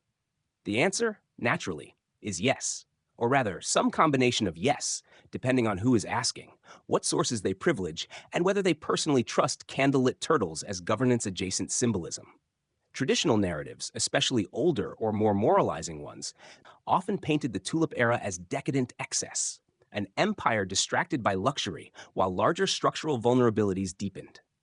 This interpretation, sharpened partly by the dramatic end of the era through the Patrona Halil rebellion, emphasizes indulgence, inequality, and political blindness. It is tidy, perhaps too tidy. More recent scholarship often complicates this view, highlighting that the Tulip era also included diplomatic innovation, selective modernization, printing advancements, urban design, architecture, and vibrant artistic production. Rather than simple decadence, some historians frame it as an important period of Ottoman experimentation, an empire exploring new modes of cultural and political expression. In other words, maybe they were enjoying tulips and adapting strategically. Humans, astonishingly, can multitask. Kaksujav Unkontreng Lutenvivik whether the term Tulip era itself, coined later, risks overemphasizing floral symbolism at the expense of broader political and intellectual developments. That is an especially delicious irony. An age named after flowers may have been about much more than flowers, even while flowers genuinely mattered. You begin noticing how historical framing often reflects the concerns of later periods. Nationalists may emphasize heritage. Modernizers may critique stagnation. Cultural historians may celebrate aesthetic synthesis. Economic historians may examine class and resource distribution. Art historians, understandably, may just want everyone to appreciate the tiles more. And all of them, in some way, are tending the same historical garden from different paths. This multiplicity feels fitting, because tulips themselves were never one thing. Why should their era be? There is also a broader question historians wrestle with. Can beauty itself be politically meaningful? For some, Tulip-era culture appears superficial beside military or administrative history. For others, aesthetics are central to understanding governance, legitimacy, diplomacy, and social identity. You, having wandered through gardens, markets, rebellions, homes, and poetry, are beginning to suspect beauty was never superficial at all. It was infrastructure, emotional, symbolic, civic infrastructure. Not sufficient alone, certainly, but not trivial either. One especially compelling modern insight is how the Tulip era reveals Ottoman agency in global modernity. Rather than passive decline before European ascent, this period can be read as active adaptation. Complex, selective, imperfect, but intentional. That perspective changes everything. It transforms tulips from decorative distraction into part of a larger civilizational conversation. Still, caution remains wise. Romanticizing the era too much risks ignoring inequality and unrest. Reducing it to decadence ignores creativity and nuance. So perhaps the truest historical answer resembles gardening itself. Balance. Too much pruning distorts. Too little structure confuses. By candlelight, or perhaps desk lamp now, you imagine historians across generations gently debating over manuscripts while outside, somewhere, modern tulips still bloom unconcerned. That may be the flower's final scholarly triumph. It forces complexity. No single petal explains everything. So as you rise from these archives, dust motes drifting like soft pollen through memory, you understand that Ottoman tulip obsession survives not only in gardens or festivals, but in interpretation, in questions, in revision, in the endless human effort to understand why certain moments of beauty seem, even centuries later, worth discussing at all. And perhaps that is one answer, because sometimes a flower does not merely decorate history. Sometimes it helps reveal how history thinks. Section 32. And after all those archives, arguments, and careful scholarly pruning, your journey begins to quiet. Not because the tulip has run out of stories, but because you are finally arriving at something gentler than politics, scholarship, or spectacle. You are arriving at the lesson, not the stern sort carved in stone by emperors or shouted in battlefields. A softer lesson, the kind history sometimes leaves folded inside petals. You sit now somewhere impossible and peaceful. Between Bosphorus dawns and modern park benches, between Topkapi gardens and neighborhood flower pots, between Ahmed III's lantern-lit evenings and today's municipal spring displays. Across all these centuries, one question lingers. Why did this calm obsession matter so much? The answer may be simpler than empires usually allow. Because tulips offered control over fleeting beauty. And humans, perhaps more than we admit, are deeply comforted by arranging what will not last. That is the Tulip Era's paradox. An empire vast, militarized, administratively immense, yet profoundly invested in one fragile seasonal bloom. At first glance, this can seem absurd, and perhaps delightfully, it is. But absurdity does not cancel meaning. Sometimes it reveals it. The Ottomans cultivated tulips not merely because they were beautiful, but because beauty itself became a language for order, sophistication, identity, diplomacy, and hope. In uncertain times, gardens could suggest control. In peace, flowers could stage civilization. In private life, blooms softened routine. In public life, they shaped atmosphere. A tulip could not stop rebellion, but it could make spring feel intentional. And maybe that mattered more than cynics often allow. Kaksuja Vunkontrenglutten Vivik whether the Tulip Era ultimately symbolizes refinement or fragility more powerfully. But perhaps those are not opposites. Perhaps refinement is often fragile. That thought settles over you gently. Because what you have really witnessed is not a story about flowers replacing politics, but about beauty trying, sometimes successfully, sometimes not, to coexist with power. This is deeply human. We build gardens while governments wobble. We write poems during uncertainty. We plant bulbs before winter. Not because beauty solves everything, but because beauty gives shape to living through things it cannot solve. You think now of gardeners kneeling in Ottoman soil, palace architects carving fountains, women stitching tulips into household cloth, poets comparing blooms to longing, merchants selling bulbs beside onions, rebels toppling pavilions, historians debating symbolism, and children today running through public tulip parks with sticky fingers and no geopolitical agenda whatsoever.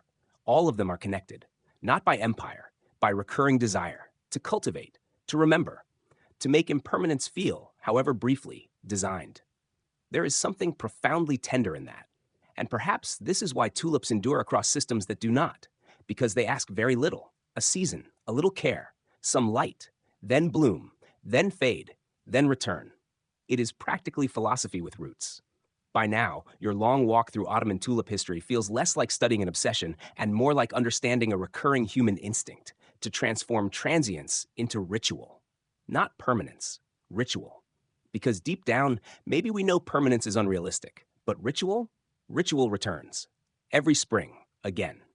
This may be why the tulip remains so emotionally potent. It is not immortal, but cyclical. It teaches without preaching.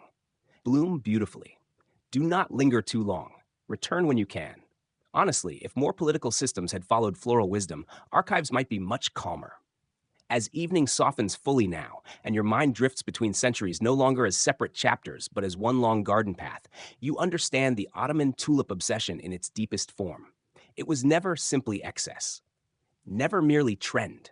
Never just aesthetics. It was an attempt, sometimes extravagant, sometimes intimate, sometimes flawed, to choreograph life around beauty before beauty vanished. And that, perhaps, is not such a foolish thing at all. Section 33. And now, as your long walk through centuries begins slowing into something softer, more reflective, almost dreamlike, you find yourself no longer asking what the Ottomans did with tulips, but what tulips did to memory itself. Because certain symbols, once deeply planted, stop belonging to one era and begin behaving more like emotional landmarks. They become places the mind returns to when thinking about grace, fragility, beauty, loss, and the peculiar tenderness of civilizations trying to be remembered for something gentler than conquest. Tulips, somehow, became that. You sit now in a space made equally of recollection and imagination, perhaps on a quiet bench overlooking the Bosphorus at dusk, where fairy lights drift across water and spring air carries just enough floral sweetness to feel deliberate. Somewhere nearby, modern Istanbul hums. Somewhere farther back, Ahmed III's gardens still shimmer faintly in the mind. Somewhere older still, wild tulips open in Central Asian mountain light. All of it exists at once. This is memory's garden.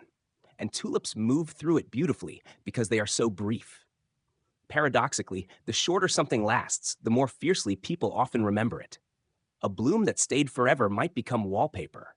A bloom that vanishes becomes story. That may explain why the Tulip Era, despite lasting only about a dozen years in its classic form, occupies such outsized symbolic space. It was vivid enough to enchant, fragile enough to collapse, and elegant enough to haunt. Like a beautiful party history still discusses because it ended just before dawn. You think now of ruined Sadabad, of surviving fountain tiles, of lost bulb names, of poets whose verses remain while their gardens do not, of women whose embroidered tulips outlasted entire domestic worlds, of gardeners whose hands are forgotten while their aesthetic lineage blooms publicly centuries later. This is one of history's strangest kindnesses. Not everything survives equally, but beauty often leaves traces where power alone cannot. Kaksu ja vẫn còn tranh luận về việc whether collective memory tends to romanticize the Tulip Era too heavily compared with its political complexities. And of course, it does, at least somewhat. Memory is not an accountant. It is a curator, and curators, much like gardeners, make choices. Yet romanticization is not always falsehood. Sometimes it reveals what later generations most needed from the past. For modern observers, the Tulip Era can represent lost elegance, cautionary excess, artistic brilliance, imperial softness, or cultural sophistication. Different people harvest different meanings. And perhaps that flexibility is why tulips remain useful to memory. They do not insist. They suggest. A battlefield tells you what happened. A tulip asks what it meant. This distinction feels especially poignant when considering how Ottoman history is often globally reduced to military campaigns, sultans, and geopolitics. Tulips complicate that narrative. They remind you that empires also gardened, decorated, flirted with aesthetics, argued about bulbs, and staged moonlit festivals. In other words, they were human. And sometimes, strangely enough, flowers help restore humanity to histories otherwise flattened by steel. You begin noticing, too, how tulips invite nostalgia without requiring denial. One can admire Tulip-era beauty while acknowledging inequality. One can mourn vanished gardens without pretending rebellion had no cause. Mature memory, like mature gardening, allows complexity. Not every fallen petal means failure. Sometimes it simply means season. By nightfall, city lights shimmer on Bosphorus waters the way lanterns once shimmered in imperial gardens. And you realize memory itself behaves similarly. It illuminates selectively. Some things glow brighter, some fade, some return unexpectedly. Tulips, with their cyclical bloom and historical portability, are almost perfectly built for remembrance. They bridge past and present, not through permanence, but recurrence. You do not need the original garden intact to feel its echo. A single spring bloom can do that. So as your thoughts drift gently through all the tulips you have encountered, wild, imperial, poetic, political, domestic, sacred, modern, you understand something profoundly soothing. The Ottoman tulip obsession did not survive because it stayed unchanged. It survived because each generation replanted it differently. That may be memory's secret too. Not preservation in glass, but living reinterpretation. And perhaps, somewhere in that realization, you begin to feel your own thoughts softening like evening petals closing. Because history at its calmest is not always about holding on perfectly. Sometimes it is about knowing what to replant. Section 34. And so, with memory now folding gently over history like dusk settling over a spring garden, you arrive at the threshold of farewell. Not abrupt, not mournful, just soft. The kind of ending that does not close a gate so much as leave it slightly open, so the scent of tulips can still drift through when the season returns.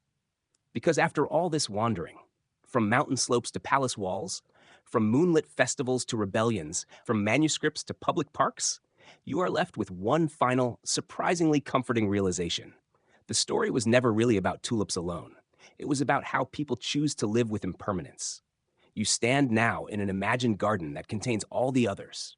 A little Central Asian wildness, a little Persian poetry, a little Topkapi symmetry, a little Sadabad glow, a little market dust, a little modern Istanbul laughter. Every era has planted something here. And in this strange, impossible garden, the Ottoman Empire no longer feels like a distant monolith of conquest and bureaucracy. It feels textured, human, full of gardeners, artists, ambitious rulers, skeptical merchants, quiet women stitching flowers into cloth, children running past fountains, scholars arguing, rebels shouting, and tulips opening anyway. That may be the gentlest miracle of all. History, when viewed patiently enough, softens, not into false innocence, but into fuller understanding. You think of Sultan Ahmed III, perhaps sincerely believing beauty could help shape a more refined world. You think of Ibrahim Pasha arranging leisure with political consequence. You think of Patrona Halil tearing through visible excess. You think of unnamed gardeners whose labor outlived every one of them in pattern, habit, and bloom. And through it all, tulips. Not wiser than humans, not more moral, just recurring. Perhaps that recurrence is why they soothe us. Empires fall, markets collapse, palaces burn. Historical narratives get revised by people with very strong opinions and excellent footnotes. But spring still negotiates no treaties. It simply arrives. Kaksuja Vunkontreng Lutenvivik whether the Tulip Era should be remembered more for its artistic flowering or its political fragility, but standing here now, you suspect the answer may not need choosing. Maybe fragility was part of the flowering. Maybe that is why it mattered. After all, the most moving beauty is often the beauty aware, consciously or not, of its own limits. This feels true not only of flowers, but of civilizations, and perhaps of us. You breathe in one final imagined breeze, carrying hints of damp soil, Bosphorus salt, wax from festival lanterns, old paper from archives, and fresh-cut stems from a modern city park. Across centuries, it all blends. No single tulip survives forever, no single interpretation either. But the act of planting? That continues. This may be history's softest inheritance, not certainty, but cultivation. To inherit beauty is not merely to admire it, it is to tend it differently in your own season. Maybe that means preserving art, maybe questioning power, maybe planting flowers in a small balcony box while traffic hums below, maybe simply remembering that elegance and excess can coexist, that beauty can both inspire and distract, that softness itself can shape eras. The Ottomans, for all their contradictions, understood at least this much. A garden is not an escape from life. It is one way of arranging life. And while arrangements inevitably change, the instinct remains. So now, as night deepens and the pathways of this long floral chronicle begin dissolving gently into shadow, you no longer feel like you are leaving the story. You feel like you are stepping out of one garden and into another, because somewhere, always, someone is planting, someone is hoping, someone is waiting through winter for color, and somewhere, beneath cold soil, history itself may already be sleeping, quietly preparing to bloom again. Section 35. And now at last, the garden grows quieter. Not empty, never empty, but quieter in the way evening quiets a city after rain, or the way petals close not from sadness, but from knowing they have done enough for one day. You have wandered far, farther than perhaps you expected when you first stepped into Ottoman springtime beneath Bosphorus mist and dew-bright stone. You followed a flower across mountains, empires, poetry, markets, rebellions, republics, memory, and meaning. And here, in this final soft stretch of the path, you realize something deeply peaceful. You were never only learning about tulips. You were learning how civilizations dream. Because that is what the Ottoman tulip story ultimately reveals. Not merely obsession, nor decadence, nor beauty alone, but the profoundly human desire to shape fleeting life into something ordered, graceful, and worth remembering. You think back now, gently, to those first wild blooms in Central Asian winds, where no empire yet claimed them. To Persian gardens, where poetry first wrapped petals in longing. To Istanbul, where Topkapi walls sheltered flowers like state secrets. To Ahmed III, who let spring become policy. To Ibrahim Pasha, who built leisure into stone. To candlelit turtles, wandering beneath moonlit tulips, history's perhaps most charmingly unnecessary flourish. To market vendors selling bulbs with persuasive confidence, to women stitching tulips into private cloth, to poets giving flowers more emotional responsibility than any blossom reasonably asked for, to rebels reminding pavilions that politics always eventually arrives, to modern parks where children now run laughing through blooms once reserved for courts, and through all of it, return. That is the tulip's quiet genius, not permanence. Return, it blooms, it fades, it rests. It comes back. There is a tenderness in that rhythm, powerful enough to outlive ideology. Perhaps that is why tulips became such fitting companions to empire. They mirrored both grandeur and fragility. They could embody wealth, spirituality, vanity, artistry, diplomacy, nostalgia, and civic joy, sometimes all at once, without ever ceasing to simply be flowers. Kak Sujav Unkontreng Lut Vivek exactly what the tulip era most represents, but maybe here, at the edge of sleep, definitions matter a little less than feeling. And the feeling is this. For one brief, luminous chapter, an empire looked at spring and decided it mattered enough to organize life around. That may sound excessive. It may even have been. But there is something lovely in it too. Because while armies conquer land and laws govern bodies, beauty governs attention. And what we choose to attend to shapes us. The Ottomans attended for a time to tulips, to fragrance, to gardens, to public fountains, to elegance, to the possibility that civilization could be measured not only by force, but by how softly it arranged a season. That arrangement did not save them from unrest. It did not prevent rebellion. It did not preserve every palace. But perhaps preservation was never the full point. Perhaps the point was cultivation itself. To make something beautiful while one could, to plant despite uncertainty, to bloom anyway. Now, the pathways are dimmer. The Bosphorus is silver-black beneath moonlight. Somewhere, distant but gentle, a fountain still speaks in water over stone.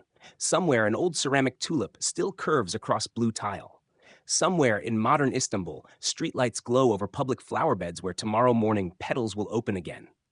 And somewhere beneath soil, always beneath soil, next season waits. So as your thoughts grow slower, softer, and the long corridors of Ottoman gardens begin fading into a hush of leaves, silk, water, and spring air, you can let the story settle around you, not as a lesson carved harshly into memory, but as a lullaby of recurrence. Beauty can be fleeting and still matter. Elegance can be fragile and still transform. Empires can fade and still leave flowers. And you, here at the end, can rest knowing that history is not only battles and borders. Sometimes, it is also a bulb sleeping patiently underground, through winter, through silence, through forgetting, until the world is ready once more for something gentle, something bright, something briefly, gloriously alive. So the lanterns dim, the gardens soften, the petals close, and with the hush of Bosphorus wind moving through cypress and spring grass, you drift slowly beyond palace walls, beyond archives, beyond even memory itself. Into that quiet place where all good stories finally become dream. Open quote, open quote, open quote, end of script, sweet dreams. Close quote, close quote, close quote.